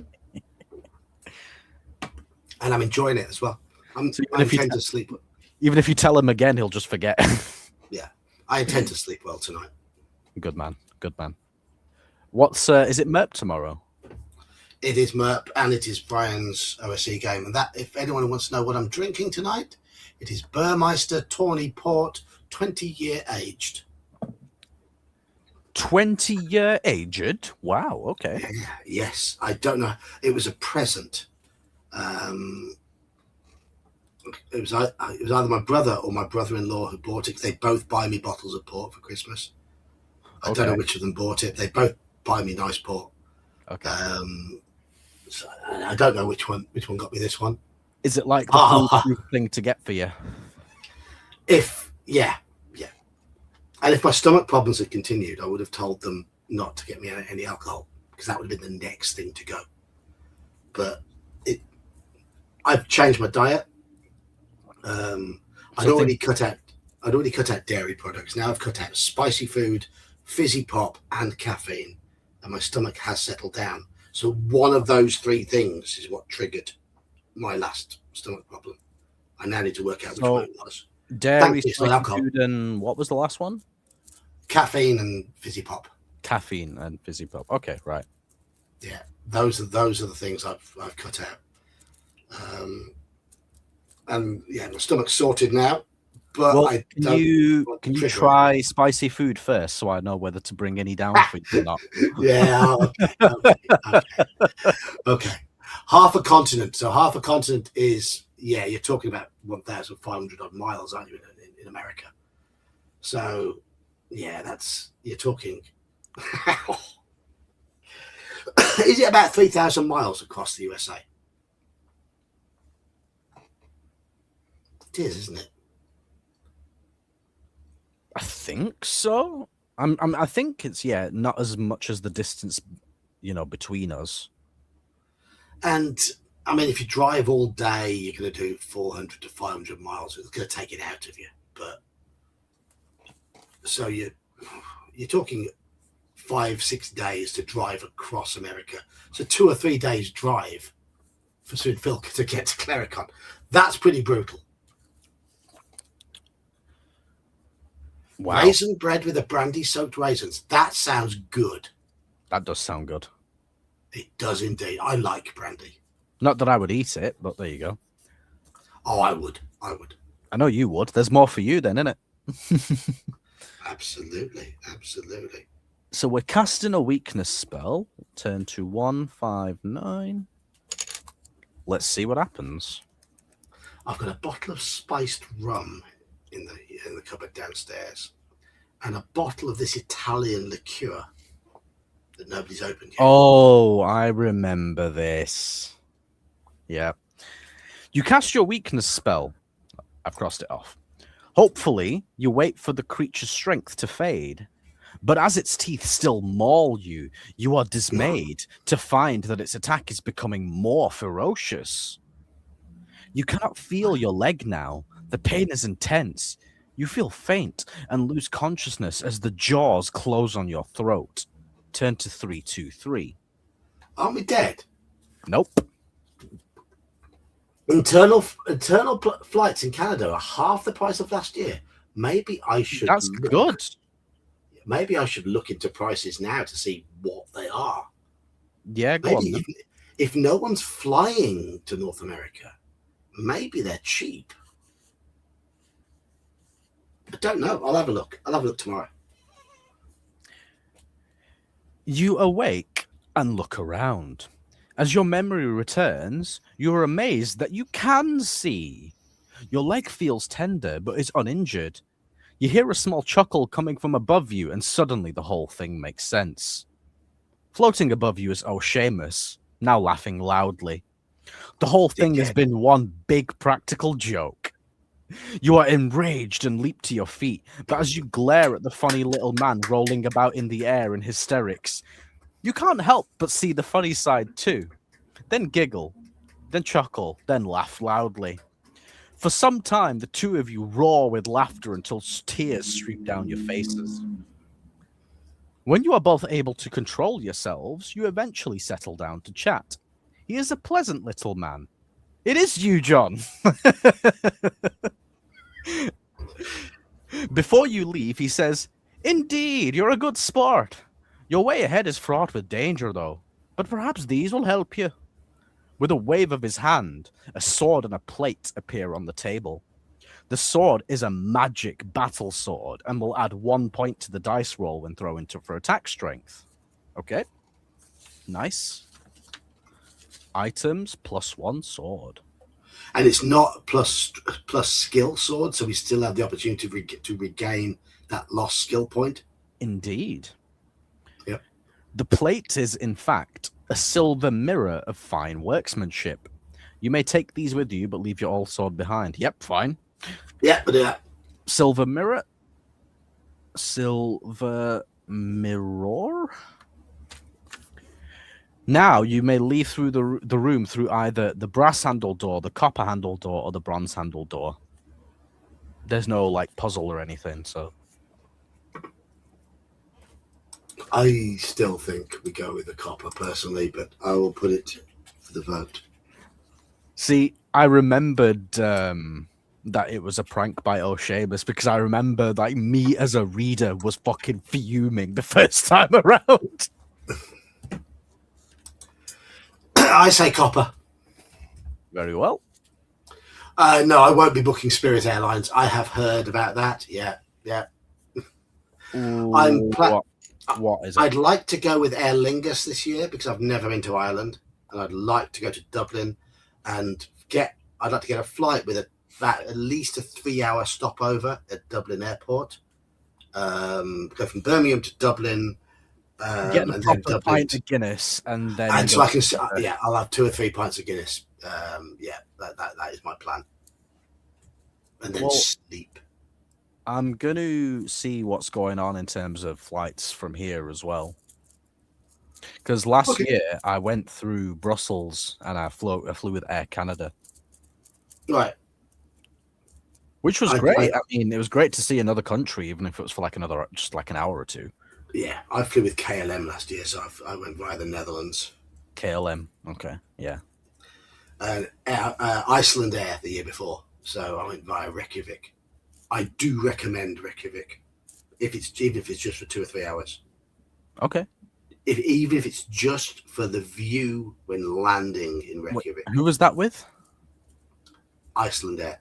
Iceland Air. Okay, right, yeah. The view when you land in Iceland is incredible, and it breaks the flight up nicely. It's like 3.5 hours, then 4 hours. It's a perfect split, 50-50 split, pretty much.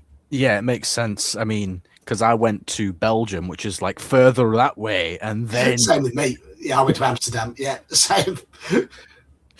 Yeah, I flew into Toronto, Pearson.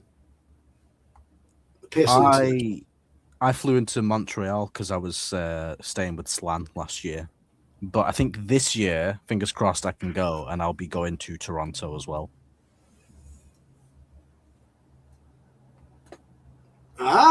Adam J. Prestige wants a Fighting Fantasy live stream on Sunday mornings. Okay, I typically sleep on a Sunday morning, but if I'm awake, that might be worth checking out.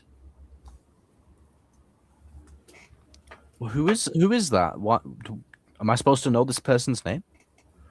I'm guessing he's got a YouTube channel.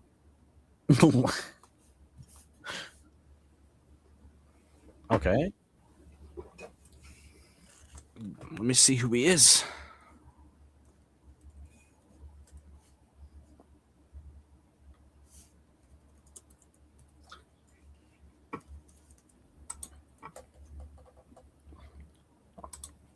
On the tubes, yes.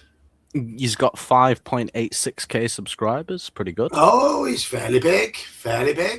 Well, okay. No, he's just... he was reading Shadow of the Giants. And then the one before that was Crystal of Storms. Oh, poor dude. Crystal of Storms is shit. How poor dude.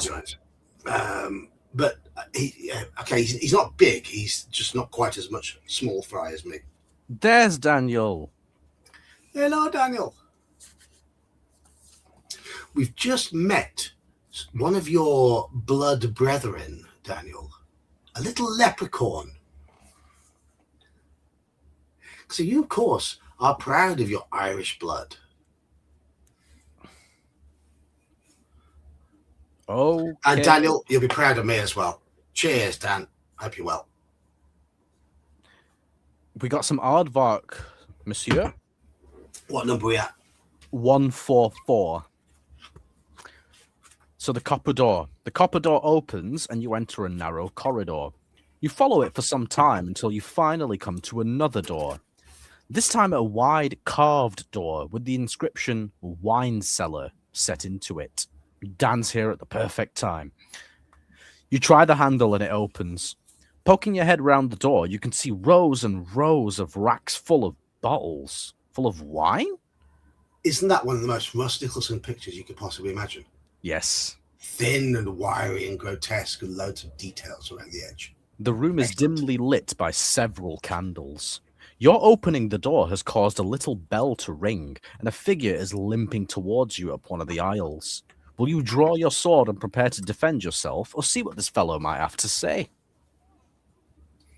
Okay, draw a sword or talk. Okay.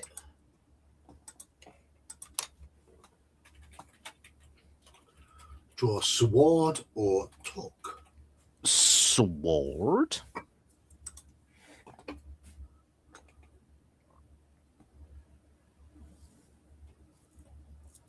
What are you saying? I'm gonna say I'm gonna stay with the chitty chappy, try and talk stuff. Okay. You and this Seamus leprechaun bastard would be best friends, you know. Absolutely. Absolutely.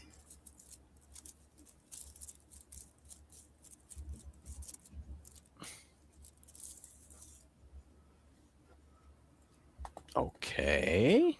4 for talk, 3 for sword.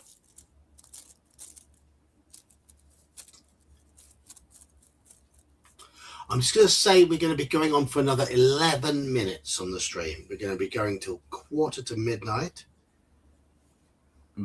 Okay. All good.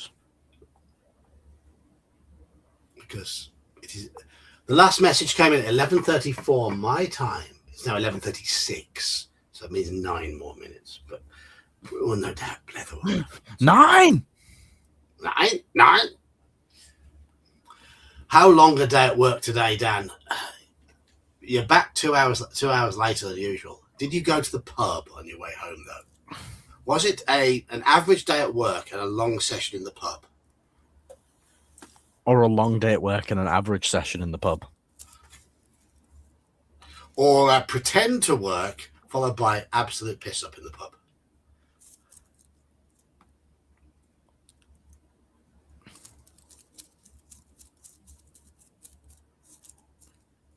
It's one thing that gets me about the geography of America and Canada. Yeah, it's confusing as fuck to us, right? I can name almost every US state, but I struggle to wrap my head around the positioning around the Great Lakes.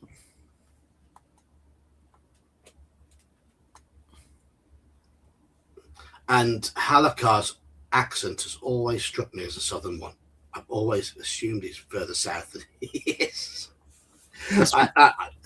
He's from Michigan. You can't get much further north than that.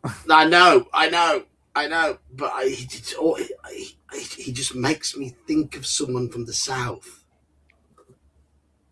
With his accent. Yeah. I don't know American accents. I can't tell the difference between a lot of American accents.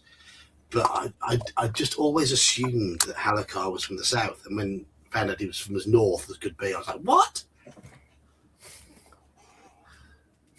Yeah, did not compute. Didn't compute at all. No. We're talking. Let's see what that does. See what this fellow might have to say. 56. Let's see what this fellow might have to say. The black elf in capitals approaching you is skinny and ragged. He asks whether you're a guest or an adventurer. You tell him you're a guest. Come down to sample the wine he keeps in his famous wine cellar.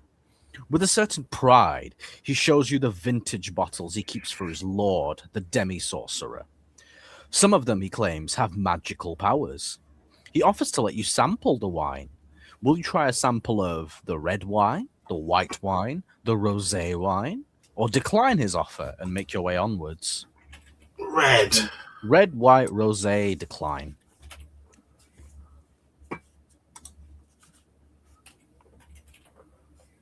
I don't remember here either. I am going to go with what I personally prefer of those options, and that is the red. That's what I thought. I thought you were a red wine kind of guy. Yeah. I will drink any type of wine. I mean, I'm not a big, massive fan of sweeter wines, but I'll drink it if it's available. I do quite enjoy a rosé because it can be quite refreshing. But for me, if there's a choice, I would go for the red, and I'd go for a full-bodied, fruity red. Andy, if you're still awake, what was it you said on Tuesday about rosé wine that I found really funny? It was something. I don't want to misquote it because it'll ruin the joke. I know what my flipping memory's like. But I'm not a big wine drinker. I like fortified wines. I like my port. We've got 5 red, 2 decline, 1 rosé. Who dares vote rosé? And of course, brandy is a heavily fortified wine. Yes. I do like a drop of brandy. Isn't sherry fortified wine as well? It is, yes. Okay. Red wine? Red wine is typically a little bit stronger than the other two. Vermouth is fortified wine as well. Vermouth? Yeah, okay, I know. Vermouth. If it's a summer and I've got like a chilled, sparkly, dry white wine, I quite like it. All right, John. All right. You taste the wine and nod. The vintage is indeed excellent, with a refreshing fruity taste. You try a little more and start to feel lightheaded. You may add 2 stamina points and 3 luck points for finding such an excellent beverage. Oh, yeah, what a choice. What a choice. So we're back up to 20 stamina and we're back up to 8 luck. Yeah, it's perfect. Not bad at all. You thank the elf and press onwards. Turn to 95. Okay, so we know for future, red wine, good. Red wine, good. I don't know what the others do, though, because I can't remember. No. At the far end of the wine cellar is a wooden door, which you try. It opens out into a passageway, which leads onwards for several meters. Turn to 367. And then this might be the last one. Yeah, I think so. There's a choice here. Okay, some way along the passage, you arrive at a 4-way junction. You take a path to the north, which eventually leads you to a large wooden door. You can hear nothing by listening at the keyhole. Will you try to open the door slowly and quietly, or charge the door down? Slow and quiet, or charge the door down? Be very, very quiet. I'm hunting rabbits.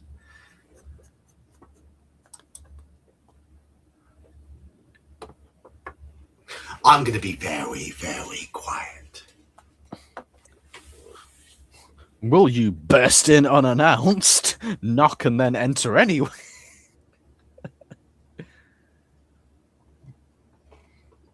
That's the 3rd large measure of port consumed. Everybody says quietly. Ooh. Okay, quietly it is. 308. 308. The handle turns and you step into a dark room. Turn to 257. Okay, this might be the last one then. Dan is turning up on the stream just as we are about to finish. Yeah, there's a few choices on this one, so we can maybe leave it here, John, yeah? Right. I'm changing his display name as well.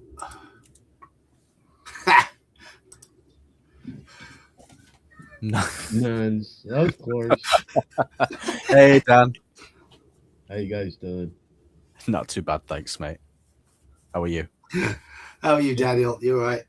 I'm You've here. arrived just as we're finishing. You're late. Yeah. Long day at work. Got home.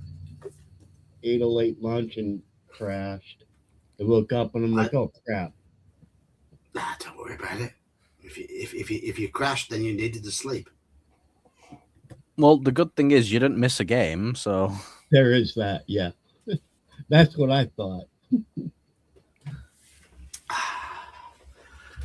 So, Dan, cheers, mate. I'll have one with you. You haven't seen what I'm drinking, have you, Dan? There you are. Burmeister Tawny Port, 20-year aged. Oh, that sounds good. It is. It's got a kick to it. It hasn't got the sweetness of regular port. It's got more of a kick, more of a bite. And Dan's online name is Guns Are Cool, and I troll him by changing the G to an N, so it becomes Nuns Are Cool. Hey, nuns can be cool if you get one that's young and just got in. She still may have her little street habits going on. It caused her to become a nun.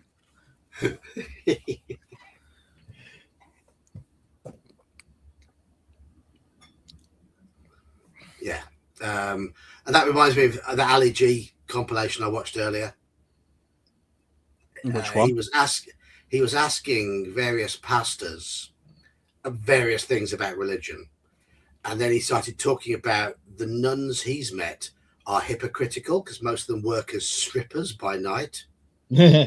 Oh, right. Yeah, that one. And he said he met one the other night at a party. A nun came in, took all her clothes off. Her name was Sister Fister. I was in absolute bits watching that.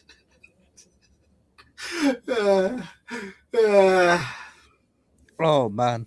Ali G, you definitely could not get away with these days. You couldn't get away with what he was saying nowadays. You couldn't. Fit. Minga, go back to Slovenia. Yes. Yes. Fucking hell. Oh, man. He had some good sketches back in the day, didn't he? He did. Did you watch that one I sent you from the League of Gentlemen?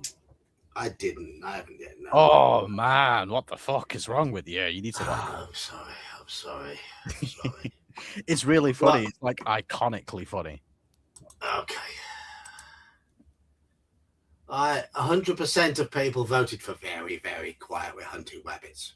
Yeah. So I've written down that reference, and that's where we're going to start off. Yes, because seriously, Dan, you have just turned up just as we're finishing. Yeah, I saw the time. I was even debating with if I should bother. No, of course. Getting on the chat at all, because I was like, I know we're going to be done until I get the abacus running. No, you're always welcome to pop your head in and say hi. It's always good to hear from you. Yeah. So we're going to bring this Fighting Fantasy stream to an end. We'll continue with this book next week. Tomorrow, if you're on the Discord and you're stuck at a loose end of something to do, we play OSE in the afternoon. That's afternoon UK time, so it might be a little early for some of you American times. So that's Brian's game tomorrow, correct? That's Brian running that one. Yep. Correct. And that's where Dan plays the part of Angus, his 6th level cleric. I play Sneaky Geeky, my 5th level thief, and Manfred plays his 3rd level warden. Can I play a character called Wagyu and claim that I'm better than Angus? Yeah, that would be funny. That would be funny. That would be allowable. We did have Slan playing in that game, but he has had to, for family reasons, has had to bow out for a while until his family issues have calmed down, which is a shame because his character was a lot of fun. Really bad stats, really funny. Oh, was that what's his name? Teed. Oh no, I didn't know who that was. No, it's Teed. He's a cleric of little brain. Who was the other silly cleric he had? Oh yeah, I can't remember his name off the top of my head. Lutz. It was Lutz. Lutz. Yes, I remember because Klutz without the K. Yeah. Strength 4, intelligence 4. Yeah, what a character. Still alive. So that's that game. That's the game we play on UK time afternoons on a Saturday. And then I run a game of MERP in the Middle Earth role playing is what I run in the evenings. It's a little bit gentle, slow paced, descriptive at the moment because the main characters in the main storyline are convalescing. They've all suffered serious wounds in recent months, so a lot of the players are playing new first level characters to. That last combat was pretty fucking brutal. It was, yeah.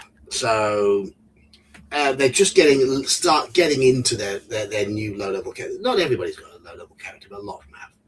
So they're just getting into those, finding things out. And I picked quite a gentle, low-level adventure for them to play. So it's... MERP is tomorrow. Tomorrow starts 8 p.m. UK time. It's not on a live stream. It's just in the Discord. It's in the Discord tomorrow. Yeah, if you're not part of the Discord One Ring, join it, and then you'll see us lurking about. Yeah, I haven't put the link in this stream, but I did put it in my review of B11 King's Harvest. Well, I think because I'm a moderator, I'm allowed to post it. Yes, I think you might be. Let's see if it works. So if anyone wants to join the Discord, mine's about server link. Just let me guys know if you can. Let me guys know. You guys, please let me know if you can see that. I can see it. That doesn't look like my permanent Discord link. But... No, it's not the permanent one. It's just the one I just copied from clicking on it now. Oh, yeah, okay. It showed up. Okay, cool. Okay. Yeah. So if anyone's not in the Discord who wants to join the Discord, you can pop by. Our MERP game's a very sort of slow-paced, gentle game. And we can go 3 or 4 sessions without any combat from time to time because my party... and then you can have 3 or 4 sessions of nothing but combat. Yeah, it can happen. It can happen. It's the way the game goes. It's a sandbox game. So, hey, there's a reason I keep lurking. It's fun to listen to. Yeah, it's different, and the combat is brutal. They're currently in Rudor at the moment, or just on the edge between Arthurdane and Rudor in a town.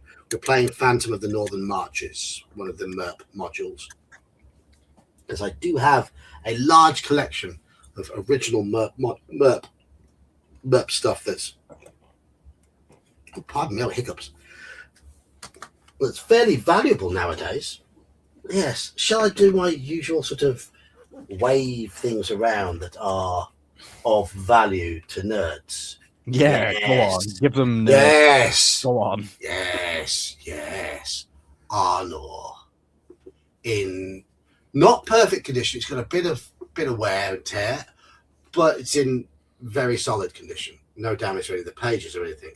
That is the full single release of Arnor. Let me just show you guys my dice bag quickly. It says chaotic neutral. Might save your life, might steal your wife. Yes. This is in absolute perfect mint condition. Never played. The Kinstrife. Oh. You've got that one with the maps. Excellent. You got Kinstrife. You got Palantir Quest in perfect condition. Yes. What else have we got here? We've got... What else could be worth a bit? I think that's fairly valuable as well. Dol Guldur.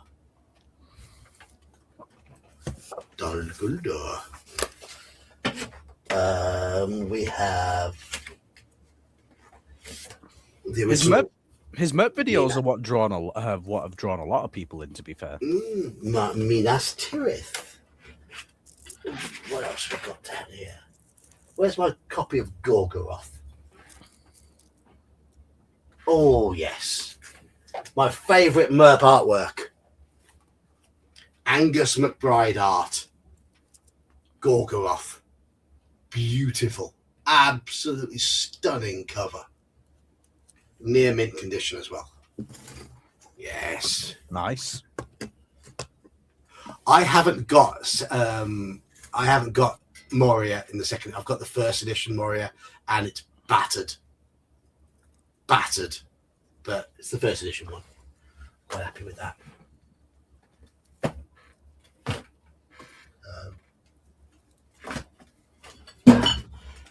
Near mint hardback rulebook. There we are.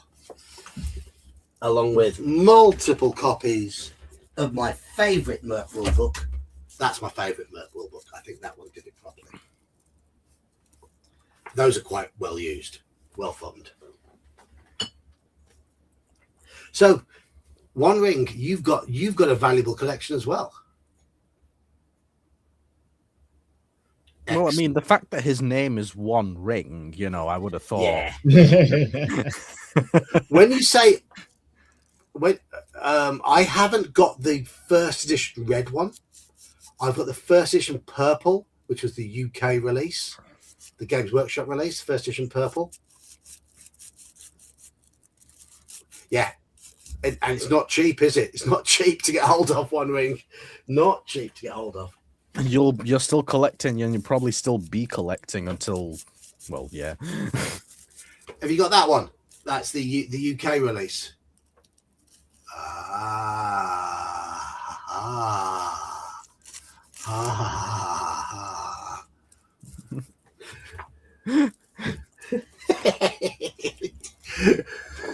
He's gonna be like, "Hey, John, where do you live? Just asking." Yeah, just asking for a friend. See, I haven't got the original red release, the first edition red release, because that was the US release. I've got the UK one there. That's the thing. Like, a lot of things will be like region specific, you know. Like, there's certain versions of video games that I was never able to get because they were released in the US only. Mm-hmm. Or I should say North America and Japan.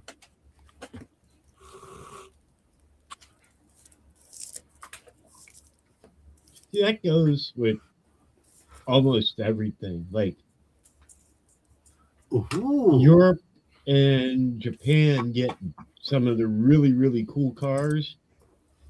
They're not allowed to be imported here. Mm. Same way with there's certain firearms that aren't allowed in the U.S., which is stupid because the ones we have are way more powerful or faster or whatever. But just because of who makes them, they can't be imported. Yep. And that sucks. And that's probably goes with all the games and stuff too. Well, I mean, originally, I think it was to do with the frame rate thing because the US had 60 hertz and the UK had 50 hertz. Okay. The best of the modules, in my opinion, Haunted Ruins of the Dunlendings. Because you couldn't run a 60 frames per second game on a 50 hertz TV, you know? Yeah, yeah. That kind of thing. So I think originally there was an actual reason, like, you know, technological limitations of each country, but now with all the globalization and stuff, I don't know why that's even still a thing. Region locking. Yeah. Like Netflix is like, oh, you can't watch this. It's not available in your country. Why the fuck isn't it? Yeah. It's a worldwide corporation. Yeah, exactly. I know what you mean. It's redonkulous, man.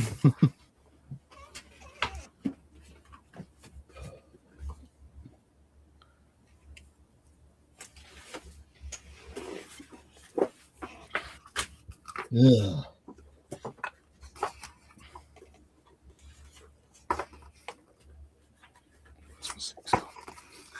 Oh, it's almost like I've got the whole set. All the NPCs, treasures, and creatures. Yes. Yes, One Ring. Be jealous. No, he's probably got all of these, multiple copies.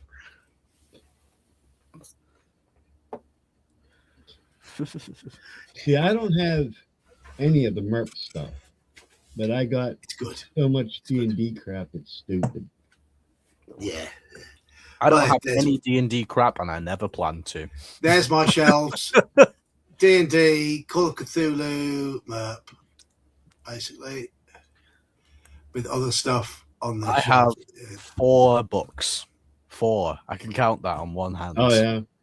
I did an inventory with 97 of just the cover value of my D&D stuff, and it was right around 7,500, and I still kept buying.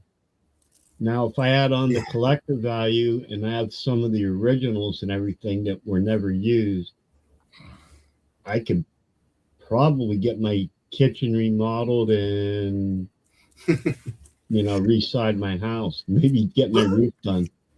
But think how bad you'd feel selling all that lovely nerd stuff. Yeah, but my thing, you're right. I would. It'd be like my firearms. That's for God. I played one Savage Worlds game. Which one was it? The one set in the weird Wild West. I would like. I enjoyed it, but the DM's story was quite lackluster. But I enjoyed the system, and I enjoyed the encounters. Deadlands, that's the one. Deadlands.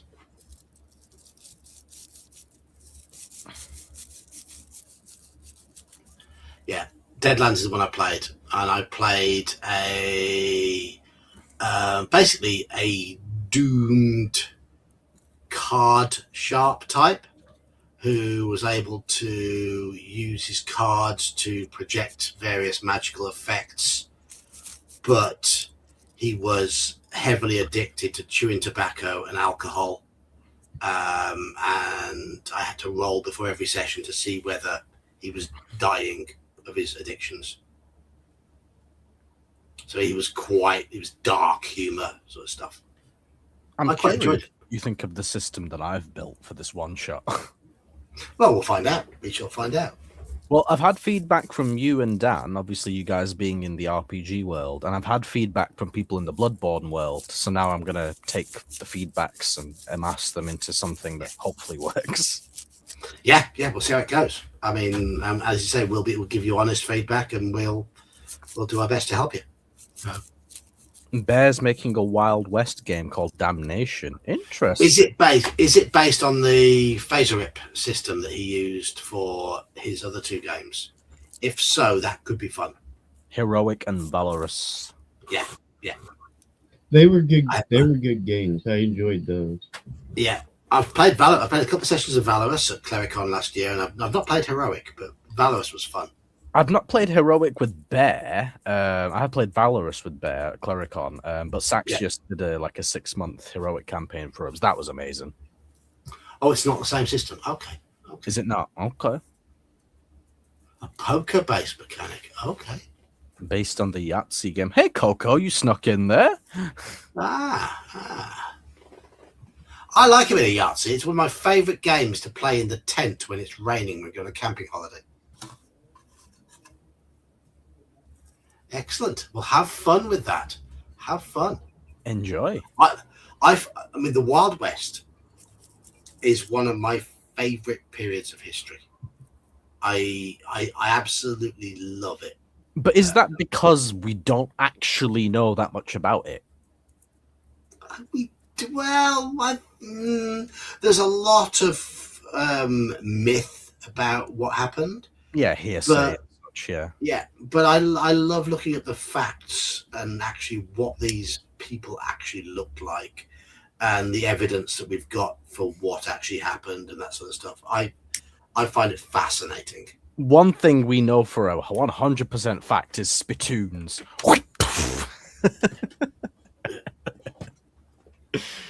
My character in Savage Worlds Deadlands was Maple Leaf Mick because he soaked his chewing tobacco in bourbon and then wrapped it in maple leaves. You mean bourbon? Bourbon. And then wrapped it in maple leaves and then chewed the whole lot. That sounds amazing, to be fair. That was his thing. Weird West as well. Yeah. So what? Is there going to be like the whole Wild West standoff type thing? The shootouts or anything like that? Thank you, One Ring. Thank you. Thing is, that really never happened. That's really cool of you. Thanks, man. What never really happened? Well, people think of the high noon shootout. That never really happened. Somebody shot you in the back or in the back of the head while you were playing cards or something like that. Yeah. Or while you were drunk or with a prostitute or something. Exactly. Like that. Yeah. There was no, I'll meet you at noon in front of the courthouse. That didn't happen. And I mean, the gunfight at the OK Corral was basically carnage at the OK Corral, wasn't it? Really, because I think half of the cowboys weren't actually armed. Yeah. But it's one of those things. It's in folklore. It's all in folklore. Well, I mean, it's in folklore that samurai use katanas like as their main weapon. It's like they kind of didn't, though, did really? They didn't, no. But what is true is that Doc Holliday was a badass. He was also sicker than hell. Yeah, but he was still a badass. Well, and he was unhinged as well. He didn't care. He knew he was dying, so he didn't care. He didn't care. No, he was completely unhinged, and he was lethal. So, what do we actually know of people like, let's say, Jesse James or Billy the Kid? That's a whole session. Honestly, right. we could have a 3-hour conversation on that. I don't know a lot about Jesse James, but I do know Billy the Kid's real name was Henry Carty. He used the pseudonym William H. Bonney, which is where he got Billy the Kid from. And his early life was more one of misfortune than being an outlaw. He was unfortunate, and he didn't really willingly become an outlaw. He was just trying to escape to save his own skin. But it is true that he died in a shootout with Pat Garrett, and he was only 21 when he died. The amount of men he killed along the way, I think it's been a bit hyped up. It's probably, it's certainly less than 10.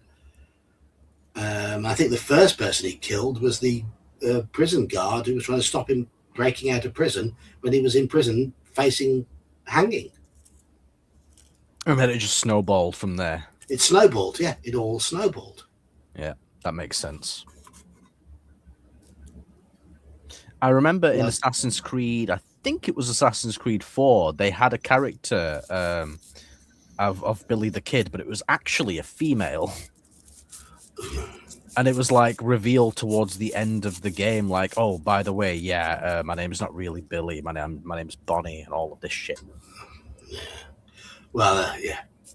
He called himself William H. Bonney, so I'm guessing it's a play. Well, obviously, it's Assassin's Creed that takes a little bit of liberties with historical accuracy, but there are historical figures in there, you know. Yes. Assassin's Creed got my son interested in history, so. And me. Yeah.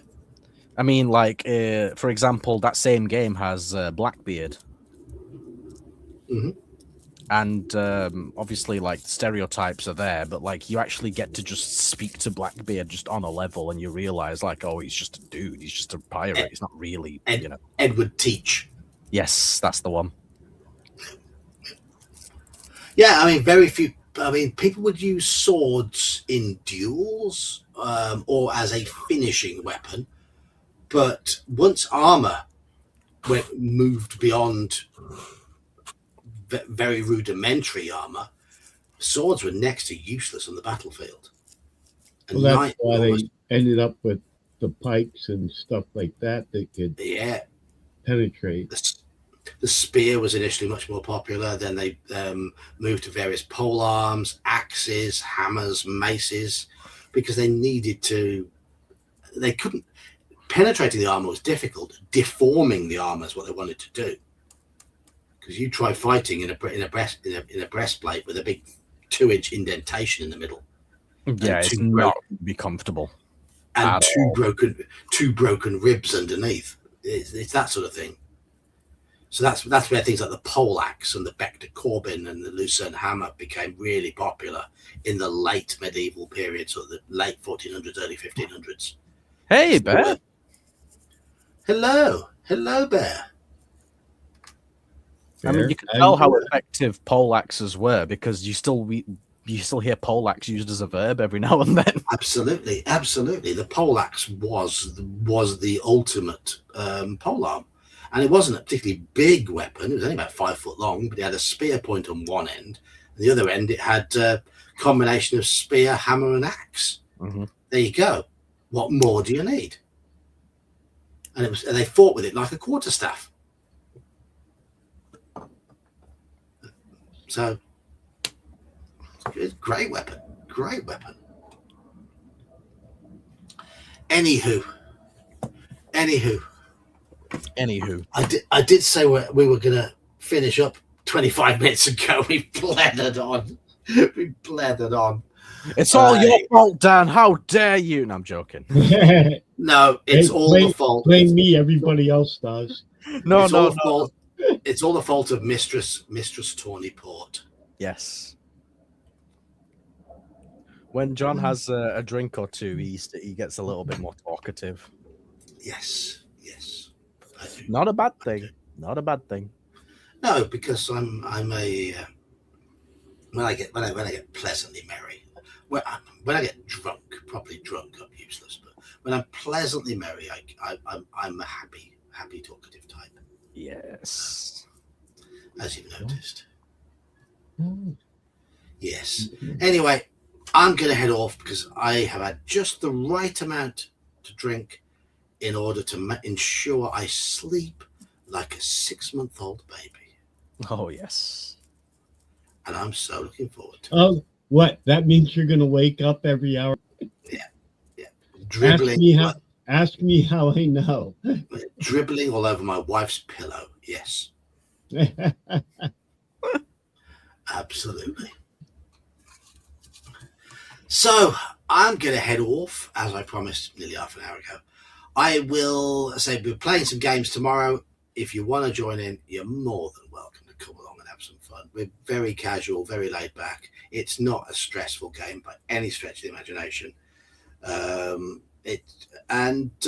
I'll see you all next Monday for some more rimming with the boys. Oh, yes. All right, John. Have a good night. Cheers, guys. And if I find some spare time over the weekend, I'll do an impromptu rim session as well. Nice. I missed last Monday. Right. Okay. Good night, all. Good night. Have a good one.